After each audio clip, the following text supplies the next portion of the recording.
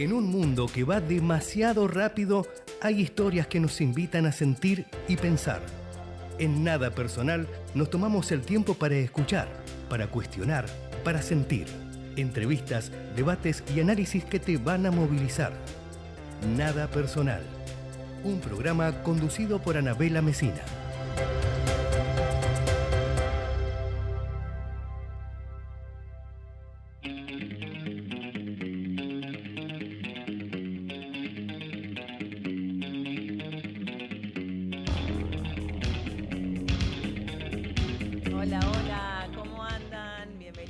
Bienvenidas a este nuevo sábado aquí en Ecomedios, en Nada Personal. Un sábado con solcito, y eso se celebra, por supuesto, después de lo que fueron los días de lluvia, nublados, con 18 grados 3. Si salís abrigado o abrigada, se disfruta si te pones en la vereda del sol. Es una buena manera de pasar estos días de frío. Ya, por supuesto, ¿no? Terminando mayo es la temperatura que todos esperábamos, pero bueno, con el solcito se lleva mucho mejor. Y en este sábado hay dos cuestiones que quería plantear antes de arrancar, y es por un lado, ya prácticamente cumplimos una semana después de lo que fueron las elecciones legislativas en la ciudad. Y más allá de todos los análisis que escuchamos en esta semana, hay un solo dato que quiero yo señalar, rescatar y poner en consideración. Y es la baja participación que tuvieron los porteños en las últimas elecciones el domingo pasado. Solo el 53% de los ciudadanos de la Ciudad de Buenos Aires fueron a las urnas, y esto me parece que es un dato no menor a leer por todas las fuerzas políticas, más allá de lo que hayas votado, más allá de en qué lugar estés, para un lado, para el otro, el que ganó, el que quedó en el medio, los que perdieron, no importa en qué lugar o qué posicionamiento político tengas, me parece es un dato a tener en cuenta, y es justamente no esto, la apatía, el poco interés de muchos, casi la mitad de los porteños se quedaron en sus casas sin ir a las urnas, que es justamente, ¿no? Este momento que nos empodera como ciudadanos para poder elegir, para poder definir cuáles son los lineamientos políticos que queremos justamente para, en este caso, para la Ciudad de Buenos Aires con respecto a lo que son los legisladores porteños. Nada, quería señalar esto porque más allá de todo lo que hemos escuchado, las idas y venidas y lo que se viene a futuro, por supuesto, en la provincia de Buenos Aires, este dato me parece que no es menor, que lo tenemos que leer, que lo tenemos que tomar nota y trabajar justamente para convocar a quienes se quedaron en su casa sin ir a votar.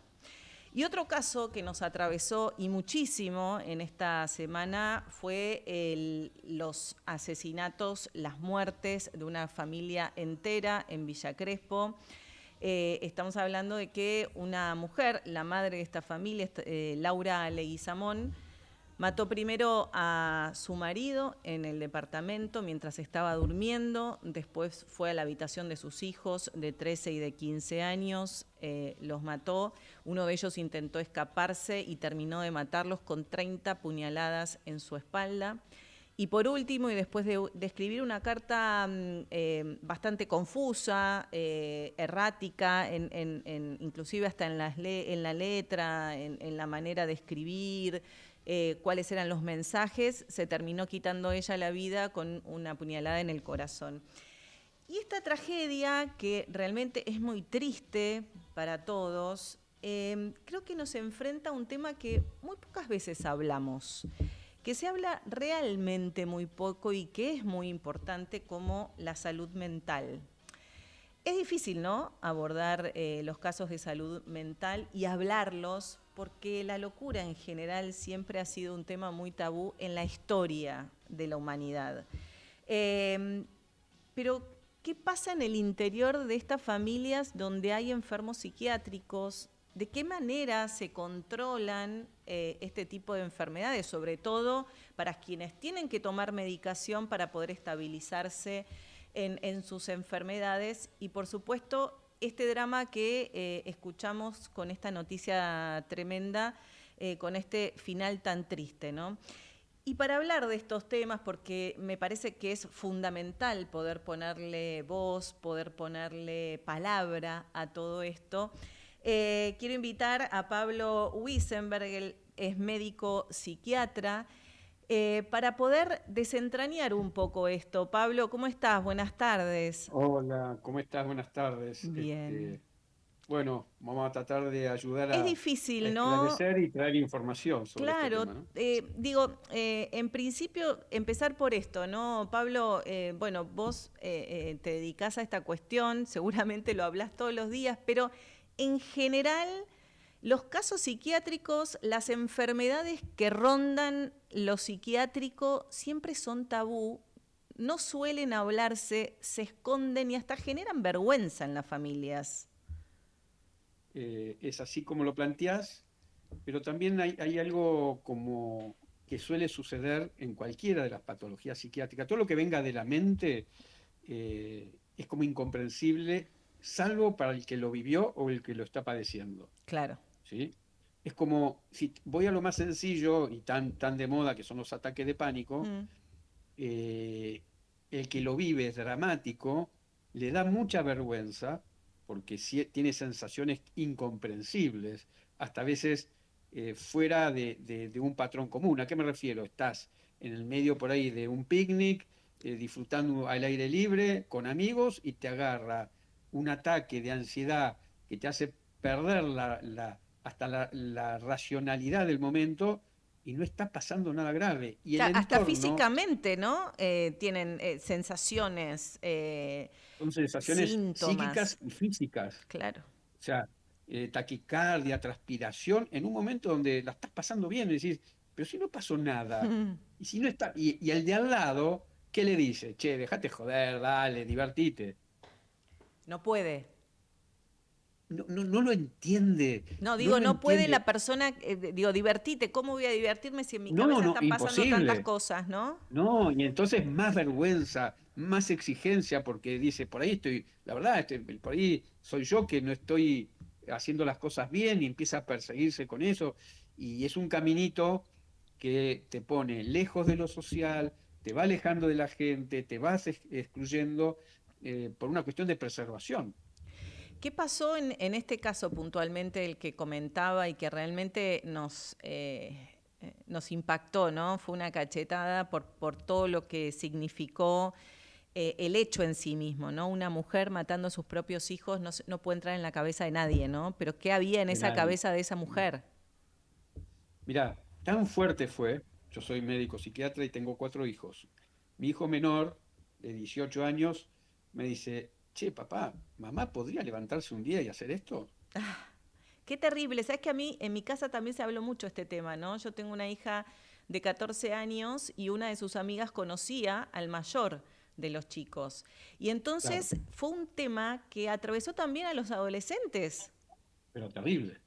Terrible porque más allá de que alguno por ahí tiene vinculación, aunque no lo tengas, hay algo en el paradigma social que es lo siguiente. Una mamá protege, ama, cuida y entrega su vida para cuidar a sus hijos. Este es un paradigma aquí y en cualquier lado, ¿sí? Totalmente. Y este hecho atravesó el paradigma totalmente al revés. Es como, ¿cómo? Por eso mi hijo me dice, pero ¿cómo mamá ¿Lo puede puede hacer? hacer?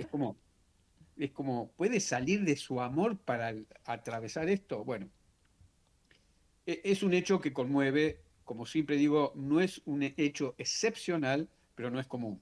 Claro. O ¿Por sea, qué? ha habido casos de muertes intrafamiliares, de asesinatos intrafamiliares, no son excepcionales, como digo yo, pero no son comunes, no se escucha esto habitualmente. Totalmente. Las crisis en general psiquiátricas van desde cuestiones muy locas, ¿a qué llamo loca? Alguien que sale corriendo desnudo por la calle Mm. cantando, o que hace algo raro en su trabajo, o que desaparece del mundo social. en un caso más avanzado puede atentar contra sí mismo. Claro. Ya que atente contra terceros ya es como más avanzado el tema, ¿no? Claro. Más Sabes avanzado. que pude hablar con la familia de Laura Leguizamón y me Ajá, contaba que hace un año esta mujer había tenido un episodio, pero que sí. estaba más vinculado con lo laboral. Había tenido un arranque con un compañero de trabajo que, por supuesto, no había pasado nada, pero ella se le había agarrado con Sí, este sí, joven. sí. Y a partir de eso, bueno, empezaron las consultas psiquiátricas, a tomar medicación. ¿Qué es lo que puede pasar por la cabeza de una persona enferma como en este caso? Esto, a ver, lo que quiero decir que no es una persona que hace un año atrás empezó a elaborar un plan siniestro. Mm. ¿Está bien? Ella, porque digo, la gente va a pensar, bueno, ante cualquier crisis, ¿qué viene después? ¿No? No, las crisis en general son nervios, ansiedades, angustias, depresiones, y de vuelta, excepcionalmente lleva a esto. Claro. Excepcionalmente. Hay un camino que, como médico, psiquiatra, la familia va viendo algunas señales, porque seguramente en ella ha habido algunas señales, como esta que me está describiendo, que sé que estaba, a mí me llegó la versión de que estaba muy nerviosa y alterada. Mm. ¿Está bien? Pero Sí, ¿quién no está nervioso o alterado en algún momento de la vida? es verdad. con, con un jefe, con un compañero, con su pareja, con los chicos. O sea, e inclusive vi un video donde aparece leyendo un libro donde algo de la familia, asesinato familiar, no sé qué. Entonces dice, y esto fue hace 10 años. Y, o sea, no, no, con el diario del lunes empezamos a unir las cosas y no, no, no es así. Entonces, seguramente esto fue, para que se entienda, un brote psicótico. Mm. Un brote psicótico no lo hace cualquier persona, no lo hace cualquier enfermedad mental. Ella evidentemente tendría alguna predisposición, habría que rastrear Ella inclusive, tenía esquizofrenia, también confirmado por la bueno, familia. bueno, entonces una esquizofrenia ya es una predisposición a una crisis, Claro. ¿sí? ¿Por Con qué? esto no quiero decir que todos los esquizofrénicos que hacen crisis van a hacer esto. No, Ojo, no, de ninguna manera. ¿Está bien? claro. Hay hay algo más que se unió que tiene que ver con algo paranoide. ¿A qué significa paranoide? Es como que se instala dentro de uno una película siniestra vivida como real. Esto es como si te pusiera los lentes de realidad virtual y ves que te está persiguiendo un dragón y es tan verídico, es tan real que hasta te asustás un poco. Ella estaba ¿Sí? viviendo otra película. No estaba ni en su Estaba casa, ni viendo con sus otra. hijos, ni con su marido, ni nada. Yo te voy a decir lo que yo entiendo y supongo. De vuelta, solo ella sabe la verdad y se la llevó, ¿está bien? Total. Es una suposición de ver pacientes con alucinaciones y cuestiones paranoides. Fíjate que ella usó un cuchillo. Mm. Un cuchillo, en general, tiene que ver con algo de lo sagrado, ¿sí? Sí. Con los sacrificios sagrados. ¿Y dónde apuñaló? A- en el pecho, dirigido al corazón, inclusive cuando ella lo hace a sí misma. Ella misma, claro. El corazón tiene que ver con el amor y la liberación. Entonces, yo creo, y de vuelta es una suposición bien de mi autoridad, de que ella estaba viendo algo así como que en el cuerpo de su gente amada estaba el diablo o una posesión o algo que tenía que ella liberarlos. Claro. Los iba a salvar de esto Y los estaba matando. y los estaba matando. Pablo, con insisto, con este caso en puntual, ¿no? También me surgieron muchas preguntas, ¿no? ¿Y qué pasa con la salud mental en general? ¿Cómo se aborda y cuál es el seguimiento que hay con este tipo de pacientes? Porque también se habló durante estos días esto de, pero nadie controlaba que tomaba las pastillas. ¿Cómo era esto? ¿Quién la seguía? ¿Quién Claro, era el psiquiatra? claro. ¿Cómo puede pasar esto? Digamos, también está dando vueltas todo este debate. Bien. La salud mental en general uno lo aborda con un concepto de equipo. ¿A qué me refiero con el concepto de equipo? El psicólogo, el psiquiatra, la familia y el paciente, incluyendo a veces amigos. ¿Sí? Sí, ¿Por qué digo esto? Porque el contexto, de acuerdo a la gravedad, por supuesto, de la situación, es donde más necesitas de un contexto. Porque imagínate, Yo por ahí veo un paciente una vez cada 15, 20 o 30 días, en el medio pueden pasar un montón de cosas. Lógico. Le pasa Pero todos no, los no solo en días el y a cada medio, momento. el No, no, instante no. después de verla, Totalmente. ¿sí? Sale de tu consultorio y pasan cosas. Claro, exactamente. Entonces, ¿por qué digo equipo? Porque es la familia la que puede aportar datos, son los hijos los que pueden aportar datos, es hasta un vecino, hasta un amigo, gente que te puede ir diciendo, mirá, estoy viendo que esta persona está faltando a su trabajo, no sé, datos que vos no los tenés, que inclusive cuando el paciente viene, también tiene vergüenza a veces de aportar la realidad al propio médico. Claro, A claro. veces yo tengo pacientes que me dicen, no, no lo quise molestar en la semana porque no lo quise molestar. Pero para mí es un dato importante que vos me digas qué te está pasando. Lógico. Sí, sí, Y estas sí. cosas suceden. Ahora, vos me hiciste una pregunta. Dado este contexto donde se arma equipo, bueno, la medicación, de acuerdo a la patología, tiene que ser supervisada por alguien cercano al paciente, sea un familiar, sea un pariente, alguien que cercanamente diga, bueno, tiene el blister, lo compró, che, por lo que las pastillas que están faltando se ve que lo está tomando bien, algo de eso tiene que suceder. Ahora, en estos casos, si no se toma la medicación, ¿puede suceder que el cuadro se agrave como Sí, obvio, consecuencia de eso? obvio, obvio. Obvio. En general, no hay paciente que venga al consultorio, y esto consultado con colegas, no hay paciente que te diga, uy, qué bueno, voy a tomar medicación. Lógico, No nadie, existe. nadie quiere tomar nada. No, nadie quiere tomarla porque todo el mundo tiene la fantasía de que, bueno, se va a volver adicta, que le va a deteriorar más el cuadro, que va a depender de algo que lo va a arrastrar a otro mundo que no quiere, le va a quitar sus emociones, su raciocinio. Hay toda una fantasía frente a la medicación psiquiátrica, que mucho es fantasía, pero la verdad es una buena herramienta, es una herramienta que contamos para ayudar, para sanar, para aliviar, ¿sí? Eh, Nadie duda de tomarse un ibuprofeno cuando le dé la muela, nadie lo duda. pero en estos casos sí pasa. ¿Y en qué ayuda la medicación? ¿A compensar, a estabilizar? Bueno, exactamente. A ver, la medicación tiene varias intenciones de acuerdo a la gravedad. A veces es tan grave la situación que lo único que hacemos es contener con la medicación, aliviar el dolor del alma y que pueda, como con la terapia, las sesiones grupales, las herramientas ir como llevando una vida lo más parecida posible a lo que puede esa persona, Mm. a lo que puede. En los casos más leves, la medicación es simplemente un tratamiento. La gente cuando empieza con la medicación piensa que lo va a tomar de por vida, rápidamente. Yo no quiero esto, me dice. Yo tampoco quiero que tome de por vida esto. Estás acá para que hacer un tratamiento. Claro. El tratamiento tiene un principio, una duración y un final. Y en ese transcurrir del tratamiento, digo, este seguimiento es fundamental. Pero, por ejemplo, ¿no? Casos Sí, como este de sí, esquizofrenia, son casos sí. que debería pensarse en una internación, en otro tipo de seguimientos. Digo, porque también, ¿viste? Claro, ¿Qué claro, está pasando, no? claro. Con este tipo de casos. Bueno, esta es otra cuestión que me encanta que me lo traigas a la discusión porque es importante, la internación. La internación no deja de ser otra herramienta más. Claro. No es, che, llegué a la internación y es el final, o es la cárcel, me estás prometiendo una cárcel. No, no, Mm. te estoy dando una alternativa a una patología que está profundizada. Es un tratamiento profundizado y acelerado en una internación. Claro, acá cuando me decís esto es como bien claro cuando empezamos a hablar, ¿no?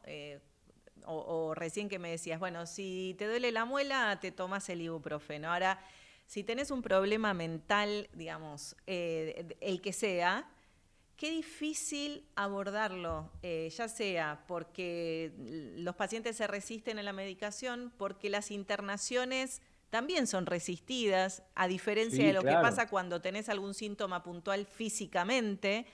Y la verdad es que la mente a veces es mucho más inabordable que los síntomas físicos, ¿no? Del resto Claro, del claro. cuerpo.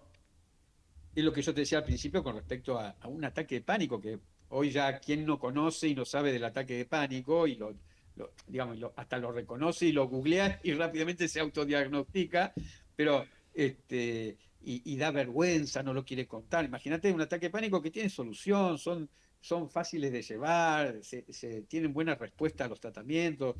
Bueno, estoy hablando de un ataque de pánico que si bien es terriblemente doloroso, Que en porque la el que sufre escala ataque de pánico, del 1 al 10 es por ahí el 4. Ni hablar de claro, estos el 2 casos te de, diría. claro, o el 2. Esquizofrenia ya estamos en un lugar mucho más alto. Claro. Lo que pasa es que hay algo que tiene que entender la gente de este tipo de patologías, que es donde más nos cuesta a nosotros como profesionales de la salud trabajar, es la no conciencia de enfermedad.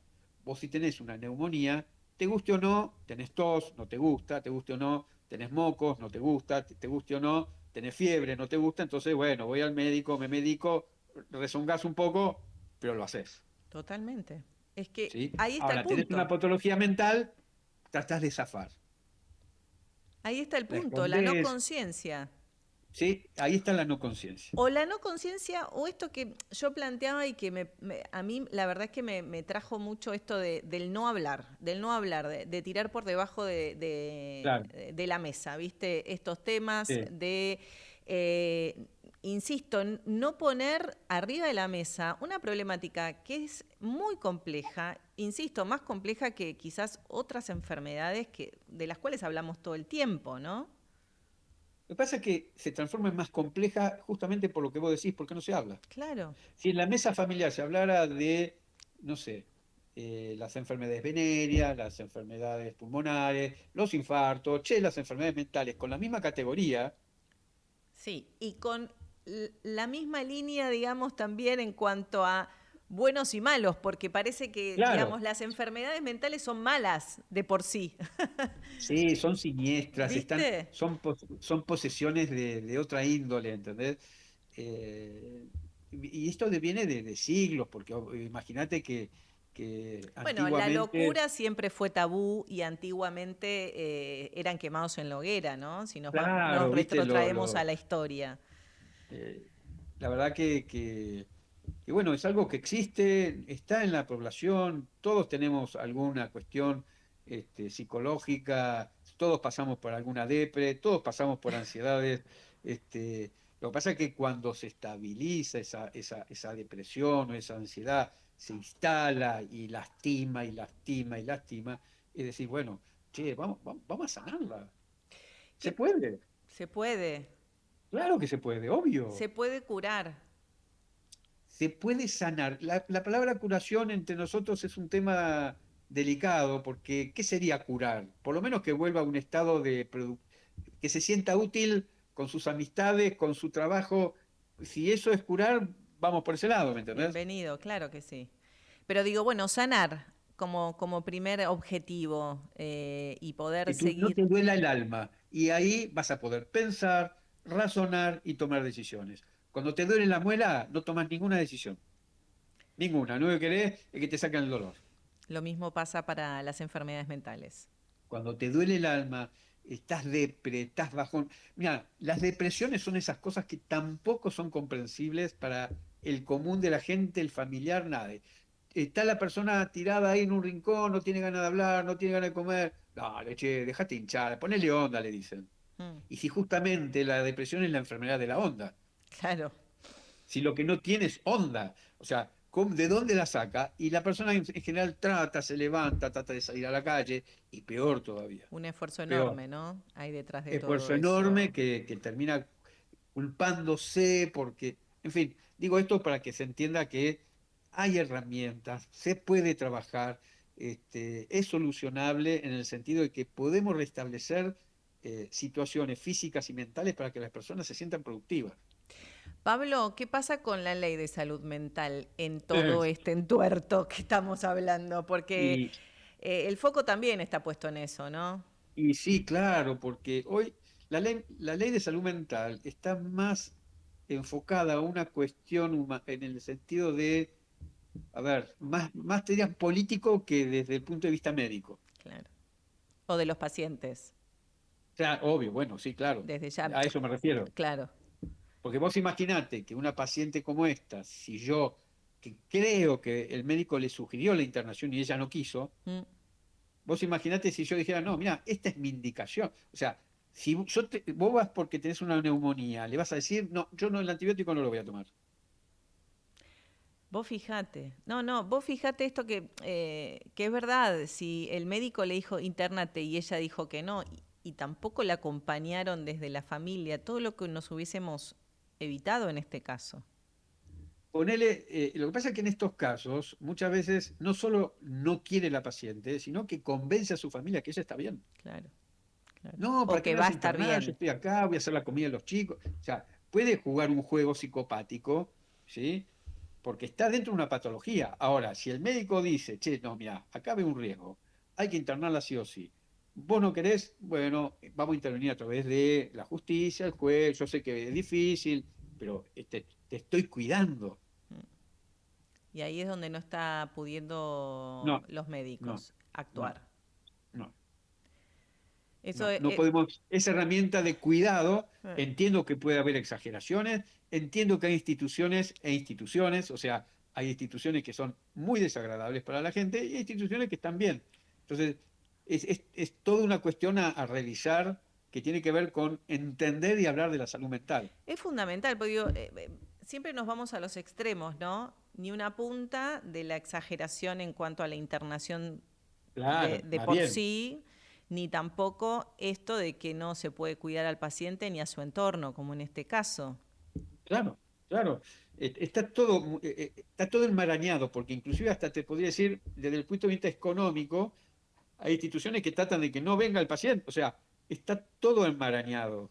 Entonces, pero si empezamos a revisar la salud mental culturalmente de otra manera y entenderla,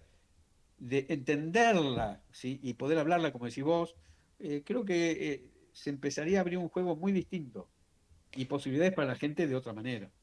Qué importante eso, ¿no? Porque ya el tema de la salud mental lo venimos hablando sobre todo desde el punto de vista de los adictos, Claro, toda la lucha que ha claro, hecho la mamá de Chano y un montón de sí, sí, organizaciones en ese sentido, pero sí. este es otro costado y que, insisto, es el menos hablado, pero tan importante porque vos fijate lo que nos pone en frente de la cara a todos, ¿no? Este tipo de casos que muchas veces no los conocemos. En este caso conocimos qué pasó dentro de esa casa sin saber lo que le pasaba, ¿no? En esa cabeza a esa Claro. mujer. Pero yo creo que tomamos, a ver, más allá de lo dramático, de lo impactante que es un caso como este, ¿no? No quedarnos solo con la cuestión amarillista del tema, Totalmente. sino entender que socialmente esto pasó por algo. Porque todo esto que estamos hablando entre nosotros tal vez tenga que ver con esto que pasó, que el psiquiatra no tenía las herramientas, que no se pudo armar equipo adecuadamente con institución, paciente, que seguramente desde el punto de vista económico tal vez la familia no quería gastar en una medicación, entonces no la compraba. No, cada detalle hace a que esto se haya complejizado y terminado mal. Con eso ¿Entendés? me quedo, Pablo. Importante hablar de estos temas, ponerlos sobre la mesa, porque es la única manera, ¿no?, de poder encontrar una solución. Sí, y de vuelta, eh, la salud mental es cuidar el alma, es cuidarnos entre nosotros. Eso es salud mental, es poder aliviar aquellas cosas que no nos permiten pensar tranquilamente o actuar adecuadamente. Y que la medicación es parte de eso y que no está mal y está bien aplicada, a nadie le va a pasar nada malo, ¿sí? Y Claro que que sí. entender que este caso no es común. No es una excepción, pero no es común. Pablo Wiesenberg, muchísimas gracias por tu tiempo, por tus reflexiones y por hablar de esto que muchas veces cuesta mucho Bueno. hacerlo. Te mando un Buen abrazo fin de grande y que semana. tengas un lindo sábado. Vos también y cuando quieras, acá estoy. Por supuesto, gracias.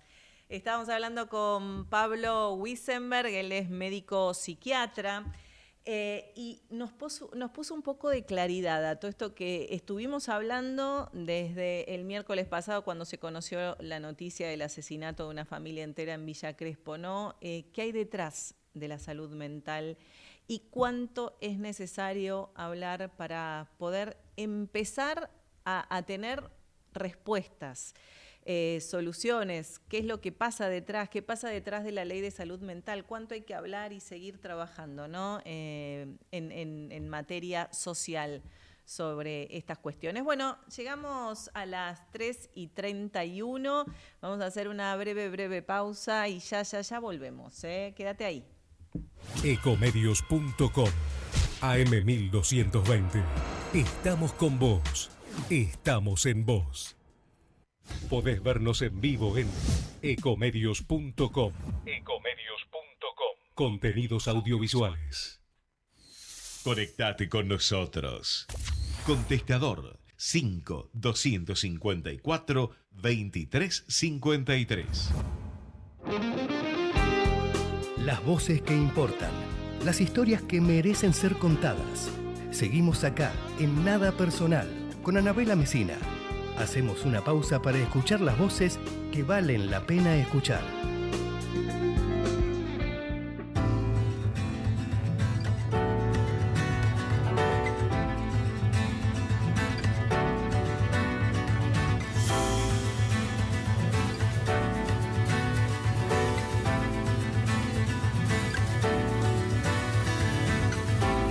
Las lágrimas van al cielo y vuelven a tus ojos desde el mar. El tiempo se va y no vuelve. Tu corazón va a sanar, va a sanar, va a sanar.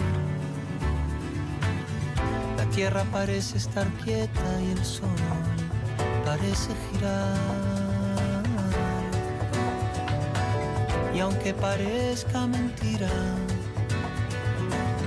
tu corazón va a sanar, va a sanar, va a sanar y va a volver a quebrarse mientras le toque pulsar. Qué lindo tema que estamos escuchando, justo viene muy propio de lo que veníamos hablando, ¿no? Del que corazón tenga que sanar. Es lo que hablábamos hace un ratito nada más con Pablo Wiesenberg y todos los temas de salud mental. Y hay otro tema que quería traer a este sábado, y es la problemática de la crisis habitacional que se vive en nuestro país. Y que muchas veces se ve reflejada en distintos conflictos, distintas situaciones.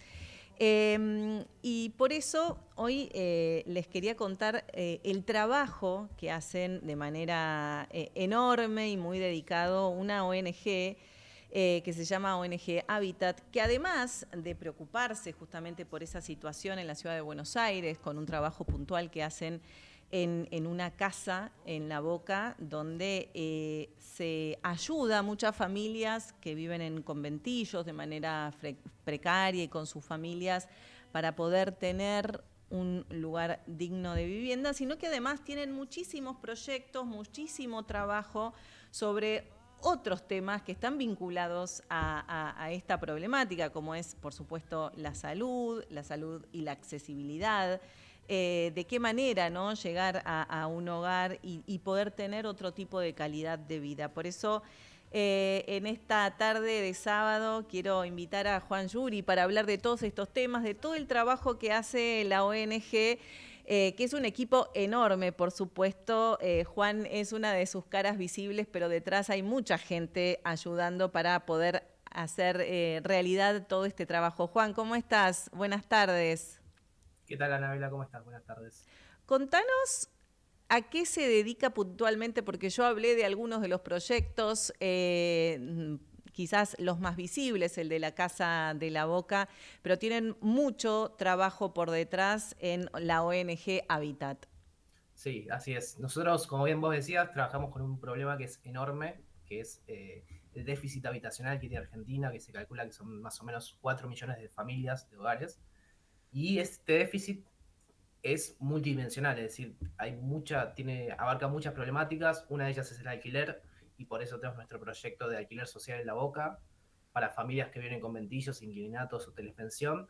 Pero cuando vamos, por ejemplo, al conurbano, que es donde trabajamos muy fuertemente, quizás el déficit habitacional ahí se explica más en viviendas que no son adecuadas, que representan un riesgo para la vida de las personas, que no ofrecen todo lo que debería ofrecer una vivienda en términos de calidad, de materiales, de servicios básicos. Entonces, todos nuestros proyectos contienen, por un lado, capacitaciones, acompañamiento y después, según el proyecto, distintas formas que las familias puedan acceder a esa vivienda adecuada, dependiendo de la situación de la familia. Juan, ¿cómo fue que empezaron con el proyecto de esta Casa de la Boca, donde permiten justamente a familias que vivían en conventillos o en lugares más precarios de la ciudad de Buenos Aires poder tener una vivienda digna?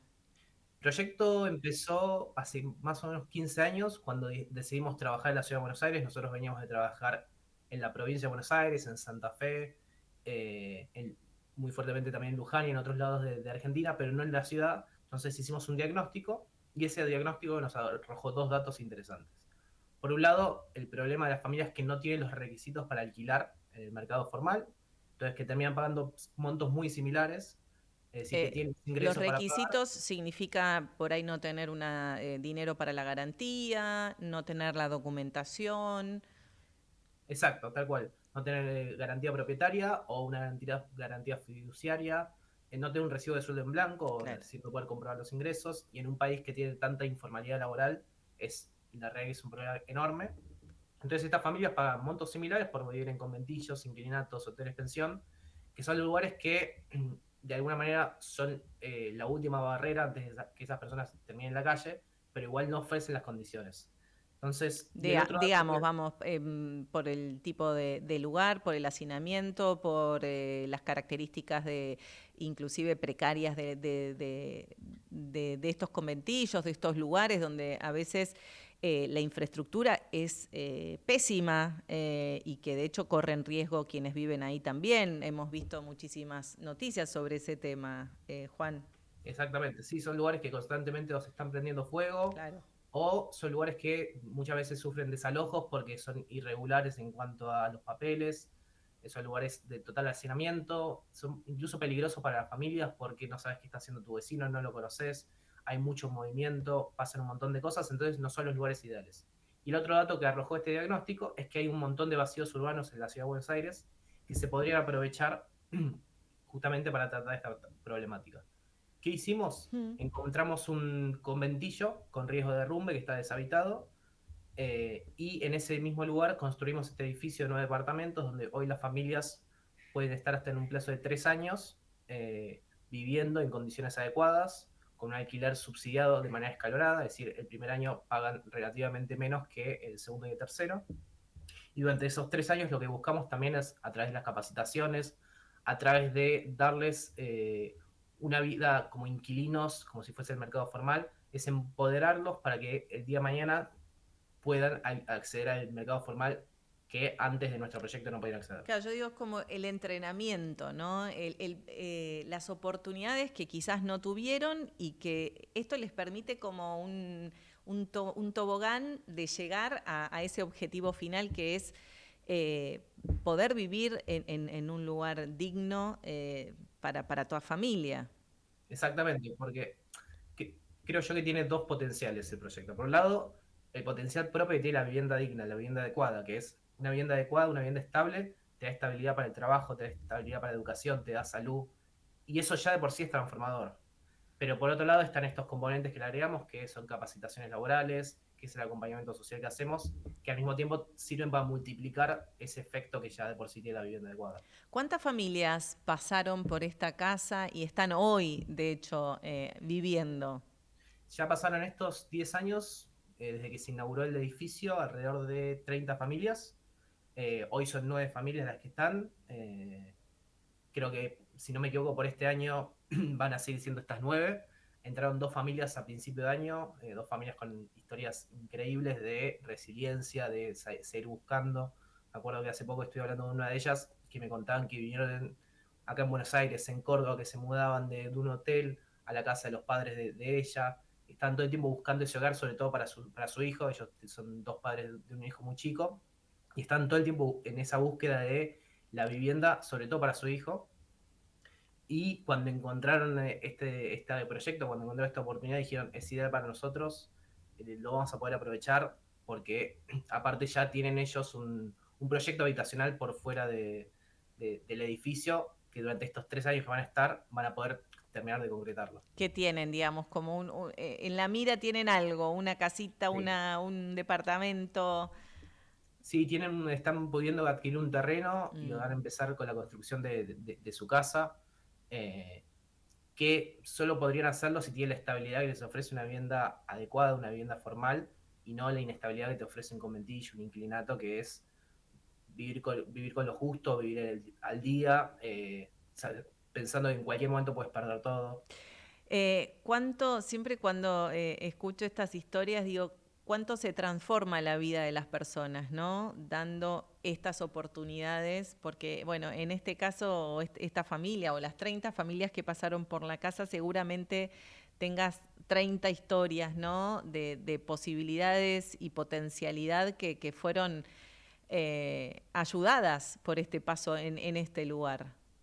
Sí, a ver, nosotros siempre decimos lo que damos son oportunidades. Brindamos oportunidades y brindamos un marco de estabilidad para que esas familias puedan encontrar su potencial, puedan encontrar ese camino que por ahí muchas veces se les estaba negando. Y somos muchas veces el primer sí que tiene una historia de no. Es decir, Claro. cuando salen a buscar un lugar para vivir, un lugar adecuado, se encuentran todo el tiempo con nos, por esto que decíamos antes, porque no tienen los requisitos, porque quizás tienen hijos, porque quizás tienen mascotas, y todo el tiempo se les cierran puertas. Entonces nosotros lo que simplemente ofrecemos es abrirles una puerta y que con ese primer sí ellas puedan desarrollarse y puedan explotar todas sus capacidades. Esto pasa en la ciudad de Buenos Aires, más concretamente en el barrio de La Boca. ¿Cuál es el trabajo que hacen en el conurbano?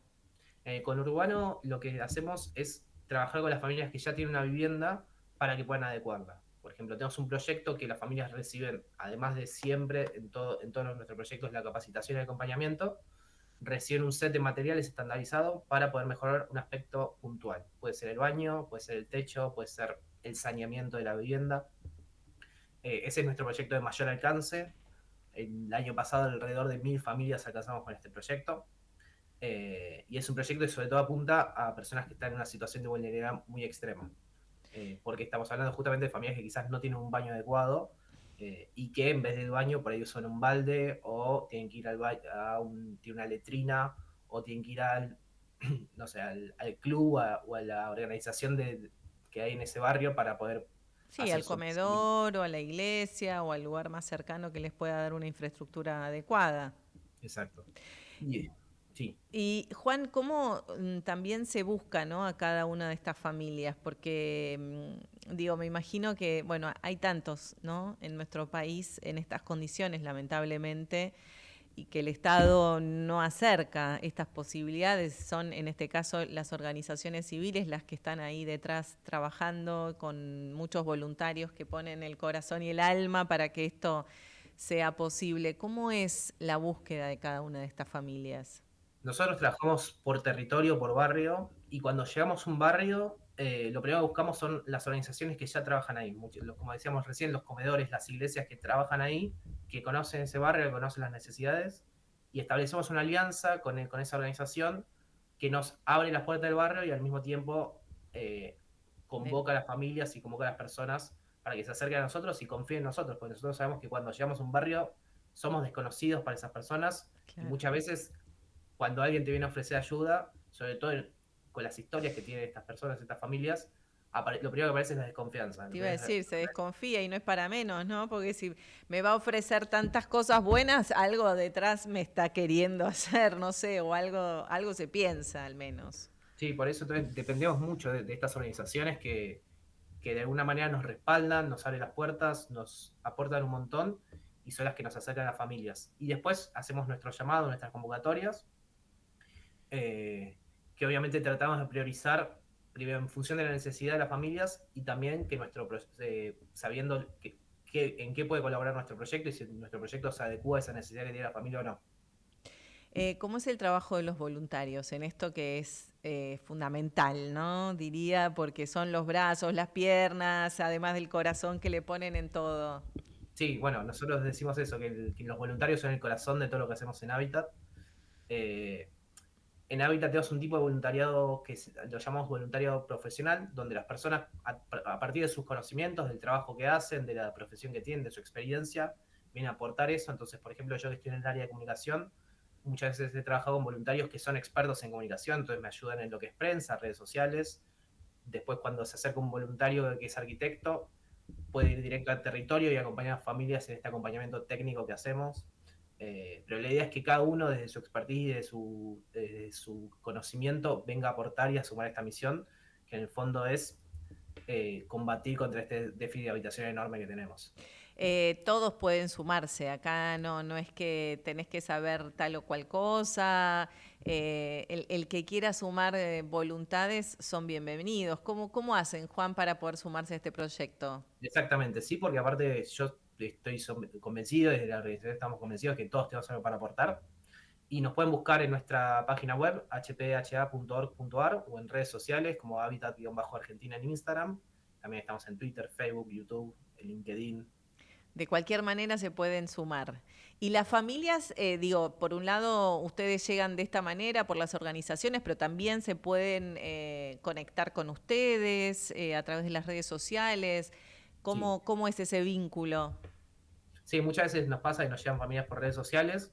Lo primero que tratamos de hacer es, saber dónde viven y si donde ellas viven tenemos un proyecto activo, sino tratar de derivarla o con la parte del equipo que trabaje en esa zona o con alguna otra organización. La verdad es que afortunadamente somos un montón de organizaciones la que trabajamos en la causa de la vivienda y hay muy buena relación, hay muy buenas alianzas. Entonces, si vemos que nosotros no tenemos un proyecto donde la familia necesita o un proyecto que responda a la necesidad de la familia, tratamos de ubicar otra organización que nosotros confiamos, con la que nosotros hemos trabajado en algún momento, para que pueda acompañarnos.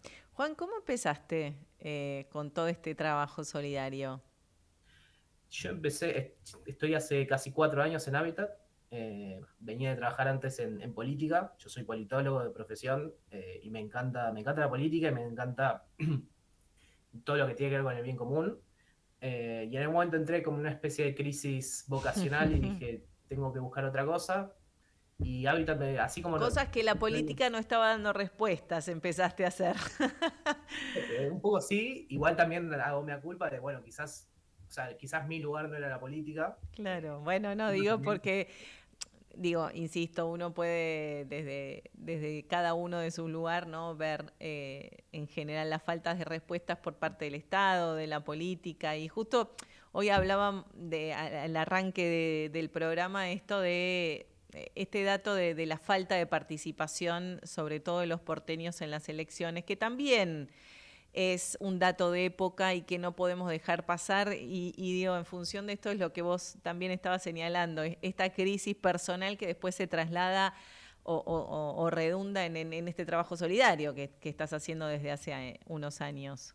Sí, tal cual. Creo que estamos en una crisis de representación que, más que retraernos, nos tendría que todos involucrar a involucrarnos. O sea, nos tendría que invitar a involucrarnos, sea en organizaciones, sea en política, sea votando, pero tenemos que salir a cambiar esas cosas que no nos convencen. Una de ellas es, como decíamos antes, haciendo voluntariado, sumándose a una organización, conociendo las problemáticas de primera mano, pero también buscando otras instancias de participación, elevando la voz. Una de las cosas que nosotros invitamos siempre a participar a las personas que nos siguen, por ejemplo, en redes sociales, es que se vuelvan voceros de nuestra causa. Por ahí con algo tan chiquito, ¿no? Compartiendo algo, una historia. Exactamente. Nosotros, todo el tiempo somos co-creadores de contenido. Todo el tiempo en nuestras redes sociales creamos contenido de nuestras redes personales y nosotros estamos eligiendo qué compartimos y qué contamos al mundo. Puede ser que tengamos 100 seguidores, 1000, 10.000, lo que sea, pero a esas personas les llegamos con un mensaje. Cada uno tiene su pequeña comunidad, digo yo. Exactamente. Y esa comunidad replica también a otros. Sí, exactamente. Entonces, poder llegar no solo también con lo que comimos al mediodía o con el recital que vamos esta noche, sino también con un mensaje que concientice, con una historia que conmueva, sirve un montón para cambiar cabezas, para cambiar corazones y para empezar a cambiar esta realidad. Me traes este tema que me parece muy importante, ¿no? El involucrarse en algo. Y esto es un poco lo que planteaba yo con esto de, no voy a votar, me quedo en mi casa. un poco lo que se ve, ¿no? El individualismo, el preocuparme por mi nicho, que a veces cuesta, ¿no? Mirar para arriba, mirar para el costado, fijarte al que necesita adelante, atrás, tu vecino. Digo, esto nos convoca, insisto, más que nunca a trabajar o a pensar en que otros puedan llegar a estar activos en algo, al menos en algo que pueda ayudar a otros. Sí, y aparte hay algo que yo siempre pienso, siempre digo, que es, todos tenemos una causa social que nos va a interpelar más. Algunos será la vivienda, como es mi caso, otros pueden ser el medio ambiente, otros pueden ser el hambre, pero todos vamos a encontrar una causa que nos interpele y que nos identifique. Entonces invito a todas las personas a buscar esa causa, a involucrarse con esa causa, a buscar la organización que la trabaje, y si no hay ninguna organización, a fundar esa organización y a ponerse a trabajar, porque realmente las problemáticas son enormes, son, desde un punto de vista muy pesimista, son casi infinitas, pero también las posibilidades que tenemos, las herramientas que todos tenemos, también son infinitas. Sí, y son muchos, ¿no? Los que necesitan una mano. Digo, en los distintos abordajes, como decís vos. Bueno, en este caso es la vivienda, puede ser la desnutrición, el hambre, la ecología.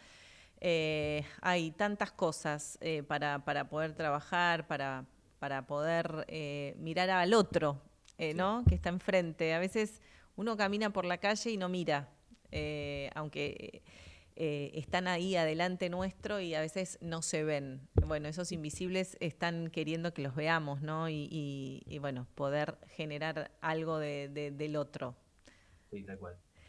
Juan, muchísimas gracias por este contacto en este sábado. Insisto, repetinos tus redes, las redes de la organización, así, bueno, fomentamos un poco esta colaboración de la gente. Bien, somos Hábitat para la Humanidad Argentina, en nuestra web es hpha.org.ar y en Instagram nos encuentran como Hábitat-Argentina. Muchas gracias, que tengas un lindo sábado. Igualmente. Estábamos hablando con Juan Yuri, él es de la ONG Hábitat, se ocupan puntualmente de trabajar sobre la crisis habitacional, un tema que nos atraviesa como país, son muchos los afectados en este tema, no solo en el conurbano o en las distintas provincias, sino inclusive en la ciudad de Buenos Aires. De hecho, esta organización tiene una casa que construyeron específicamente para que las familias que vivían en los conventillos puedan vivir de manera digna en este lugar, de manera provisoria, claro, hasta poder conseguir mudarse y poder generar su propio espacio. Una de las tantas opciones que encontró la organización civil, en este caso Hábitat, para poder dar una mano, para poder ayudar. Así que, por supuesto, seguilos, empezá a ver cuál es el trabajo que hacen, que es enorme. Y bueno, si te querés sumar como voluntario, más que bienvenidos. Seguimos en esta tarde de sábado, ya estamos llegando cerquita de las 4 de la tarde. Es un día, como les decía, soleado, muy lindo, 18.3 de temperatura, así que si salís un ratito, tomás un poquito de sol, vitamina D, viene bien en este sábado. Ya volvemos acá en Ecomedios con Nada Personal. Desde Buenos Aires, transmite LRI 224, AM 1220, Ecomedios. Podés vernos en vivo en ecomedios.com. Contenidos audiovisuales. Conectate con nosotros. Línea directa 4-325-1220. Detrás de cada noticia hay personas y aquí, en Nada Personal, esas personas tienen mucho que decir. Los sábados de 15 a 17 con Anabela Messina, donde la información se encuentra con la opinión.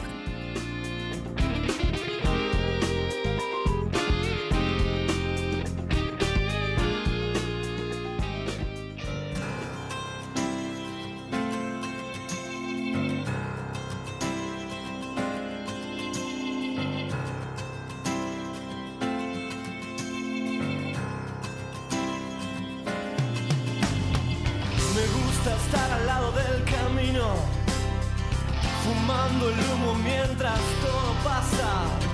Me gusta abrir los ojos y estar vivo, tener que vérmelas con la resaca. Entonces navegar se hace preciso en barcos que se estrechen en la nada. Vivir atormentado de sentido, creo que esta sí es la parte más pesada. En tiempos donde nadie escucha a nadie, en tiempos donde todos contra todos, en tiempos egoístas y mezquinos, en tiempos donde siempre estamos solos, habrá que declararse incompetente en todas las materias de mercado. Habrá que declararse un inocente, o habrá que ser abyecto y desalmado. Yo ya no pertenezco a ningún ismo, me considero vivo y enterrado. Yo puse las canciones en tu Walkman, el tiempo a mí me puso en otro lado.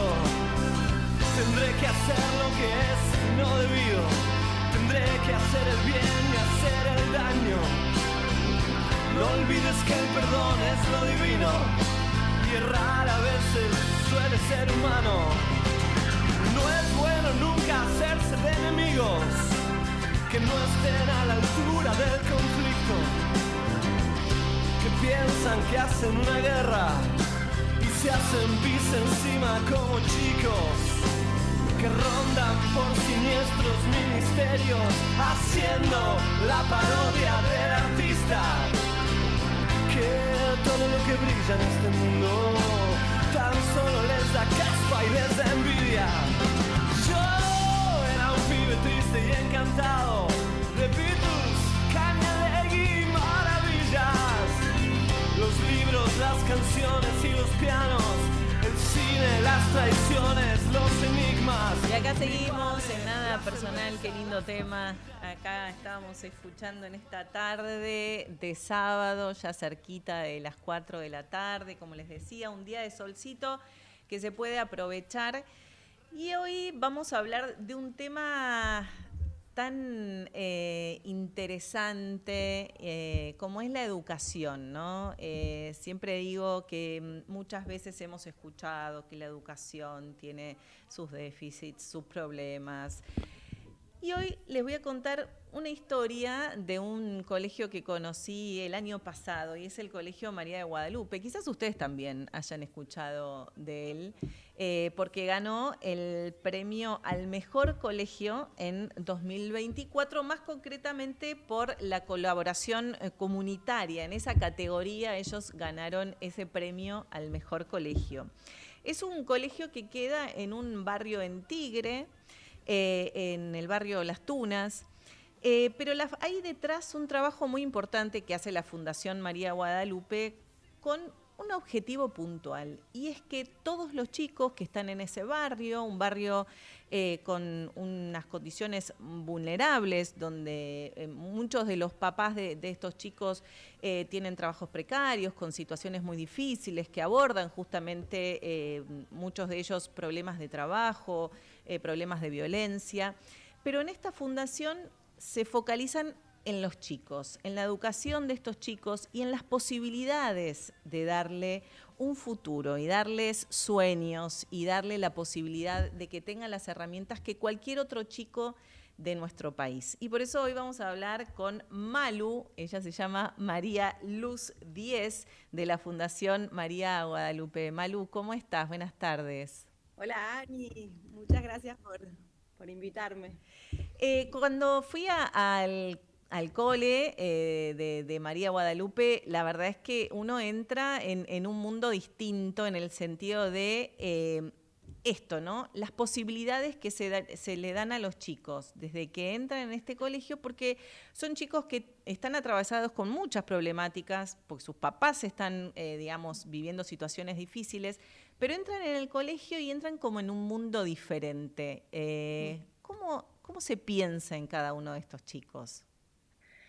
Mira, nuestro abordaje tiene que ver con eso, con que el centro está en los chicos. Nosotros sabemos que vienen de contextos con muchas dificultades, en muchos casos dificultades económicas, dificultades de vivienda, tenemos casos de vulneración de derechos, ¿no? Como que cosas que son bravas, y lo que nosotros buscamos es generar que la escuela sea un espacio cuidado, sea un espacio por sobre todo de aprendizaje. Volver a tener el rol de la escuela clave, que es que los chicos aprendan y que puedan soñar con un futuro distinto, ¿no? Que no esté condicionado por el lugar donde nacieron, y que les abra oportunidades reales, ¿no? Elecciones de un futuro que ellos mismos elijan. ¿Cómo empiezan los chicos? ¿Cómo llegan al colegio? Digo, bueno, la mayoría son del barrio. Uh-huh. Pero bueno, hay un número limitado, hay vacantes. ¿Cómo se seleccionan también a los chicos que pueden entrar al colegio? Hoy tenemos 750 vacantes, son 150 en nivel inicial, en lo que es jardín de infantes, desde sala de 3 hasta sala de 5. Después tenemos 300 chicos en primario y 300 chicos en secundario. Este año, el año pasado, cuando abrimos las vacantes para sala de 3, el radio, más o menos el ratio para que entren se anotaban 10 y entraba 1, ¿no? Hay mucho interés en la escuela y la verdad es que tenemos cupos finitos. Claro. Entonces lo que buscamos es, bueno, por supuesto hay muchos hermanos que ya vienen de familias que son parte y esos tienen su espacio, y también priorizar a aquellas familias que tienen menos oportunidades. Queremos que los chicos terminen la escuela, y sabemos que a veces hay algunos chicos que por sus condiciones, porque por ahí la familia no terminó el secundario, es más complejo, eso es un predictor directo de repitencia, de abandono escolar. Entonces tratamos de priorizar a esos chicos para que tengan una oportunidad distinta, ¿no? Que nosotros sabemos que tenemos herramientas para acompañar esas trayectorias que a veces son un poquito más complejas, que requieren un seguimiento muy, muy personalizado, que necesitamos trabajar muy, muy de la mano con la familia, que tenemos ¿Cómo se hace? ¿Cómo se hace? Porque, digo, muchos de estos chicos son los primeros egresados de la primaria o los primeros egresados de la secundaria en las familias. Sí. Entonces ahí también la cultura del estudio, del hacer la tarea, no está. ¿Cómo se acompaña a esas familias y a esos chicos? Bueno, el trabajo que hacemos con las familias es fundamental. Por sobre todas las cosas, para primero dar prioridad a que estén, ¿no? A que los chicos estén en la escuela. Y por ahí el nivel inicial es un nivel que muchas veces se toma como una guardería, y nosotros tenemos que trabajar muy fuerte con las familias para que entiendan que ahí comienza el aprendizaje, y tienen que venir para poder trabajar con ellos en generar las bases de lo que después va a ser su trayectoria futura. Así que trabajamos muy de la mano primero con reuniones grupales, reuniones personales, talleres de crianza con las familias, dar herramientas a ellos, que ellos también tengan espacios como educadores. Con los chicos más grandes también a veces las reuniones tienen que ver con enseñar a leer un currículum, un boletín. Y también hacer un currículum a los chicos más grandes. A los chicos hacer un currículum, a las familias enseñarles a ver el boletín, ¿no? Como que qué significa el TIC, hay como cosas complejas. Entonces hacerlos parte de esas trayectorias. Entender que el colegio tiene un sentido y que de verdad que vale la pena el esfuerzo. Y nuestra propuesta es de jornada completa a partir de primer grado, que eso también es un diferencial, porque los chicos están desde las 8 de la mañana hasta las 4 de la tarde, y esto nos permite trabajar muy integralmente el desarrollo, ¿no? de los chicos, no solo las materias troncales, que para nosotros es clave, que aprendan lengua, que aprendan matemática, que sepan leer, que hoy ya no es una obviedad de la escuela, y por sobre todo esto, desarrollarlos como ciudadanos, ¿no? Que tengan vínculo con sus pares, vínculos que sean ciudadanos democráticos. Que tengan, y responsabilidades, ¿no? En su lugar, con sus compañeros, en su territorio.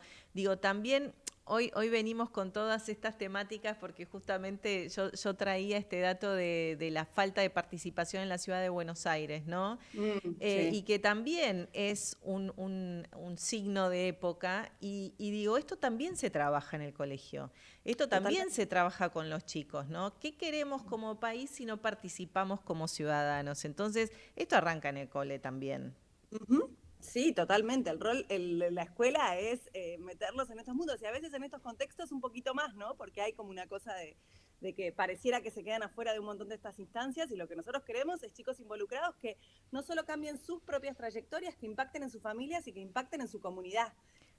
Hoy tanto en Las Tunas como en Garín, donde está nuestro otro cole. Te iba a decir, porque no solo está el cole el de Las Tunas, sino también hay un colegio en Garín, donde están arrancando, falta, digamos, todo el proceso del secundario, que todavía está en construcción. ¿Y ahí cuántos chicos van? Hoy en el cole de Garín tenemos 375 chicos. Tenemos nivel inicial, desde sala de 3 hasta sala de 5. Ahí nos fuimos con 3 secciones por nivel. O sea, tenemos como si fuera el A, B y C. Acá es RBP, Risa, Vida y Paz, se llaman las clases. Ay, qué lindo. Un poquito más de sentido. Porque, claro, con la demanda que tenemos en Guadalupe de Las Tunas, dijimos tenemos que acá abrir un poquito más grande sin perder la personalización y el saber que cada uno de los chicos demanda un seguimiento muy personalizado, pero ver cómo podíamos impactar en más. Así que acá tenemos 3 secciones, tenemos nivel inicial y tenemos nivel primario, primero y segundo grado. Y la idea es ir creciendo en la propuesta, cada año ir abriendo niveles. En 2030 nos toca abrir el secundario, así que ahí estamos empezando ese camino con mucha de la experiencia del María de Guadalupe que volcamos acá y mucho de conociendo esta comunidad nueva y creciendo con las familias de este colegio y demás, así que... Claro, porque ahí en esa comunidad son relativamente nuevos. Sí, la convocatoria es distinta. La escuela el año pasado abrimos el colegio con mucha expectativa, con unos tiempos cortitos, entonces fue como mucha confianza de las familias, porque al mismo tiempo que construíamos, estábamos haciendo el trabajo territorial para conocerlos, para que sepan que esto existía, para que sepan el espíritu del proyecto, y mucha confianza de las familias, muchas ganas de las familias de tener una propuesta distinta, de saber que hoy, sobre todo en estos contextos, lo que falta es calidad. Y estas propuestas que buscan esto, poner el chico en el centro, entender que trabajamos en una alianza con las familias y logrando resultados diferentes. Nosotros hoy en María de Guadalupe, que es un poco nuestro modelo y el que nos puso un poco en la luz a partir del premio del año pasado, tenemos que el 87% de los graduados hoy está estudiando y o trabajando. O sea que hay muy poquitos que están en esa tasa de Nini. Claro. Y casi la mitad está accediendo a estudios universitarios o terciarios. Esto, si lo pensamos en datos nacionales, el acceso de los que terminan el secundario es del 17% en estos contextos. Claro. Y sin hablar de que los que terminan el secundario son muchos menos. Y los que siguen estudiando también ahí es muchos menos. Digo, porque en contextos tan vulnerables, sí. Bueno, apenas un 15-18% termina el secundario.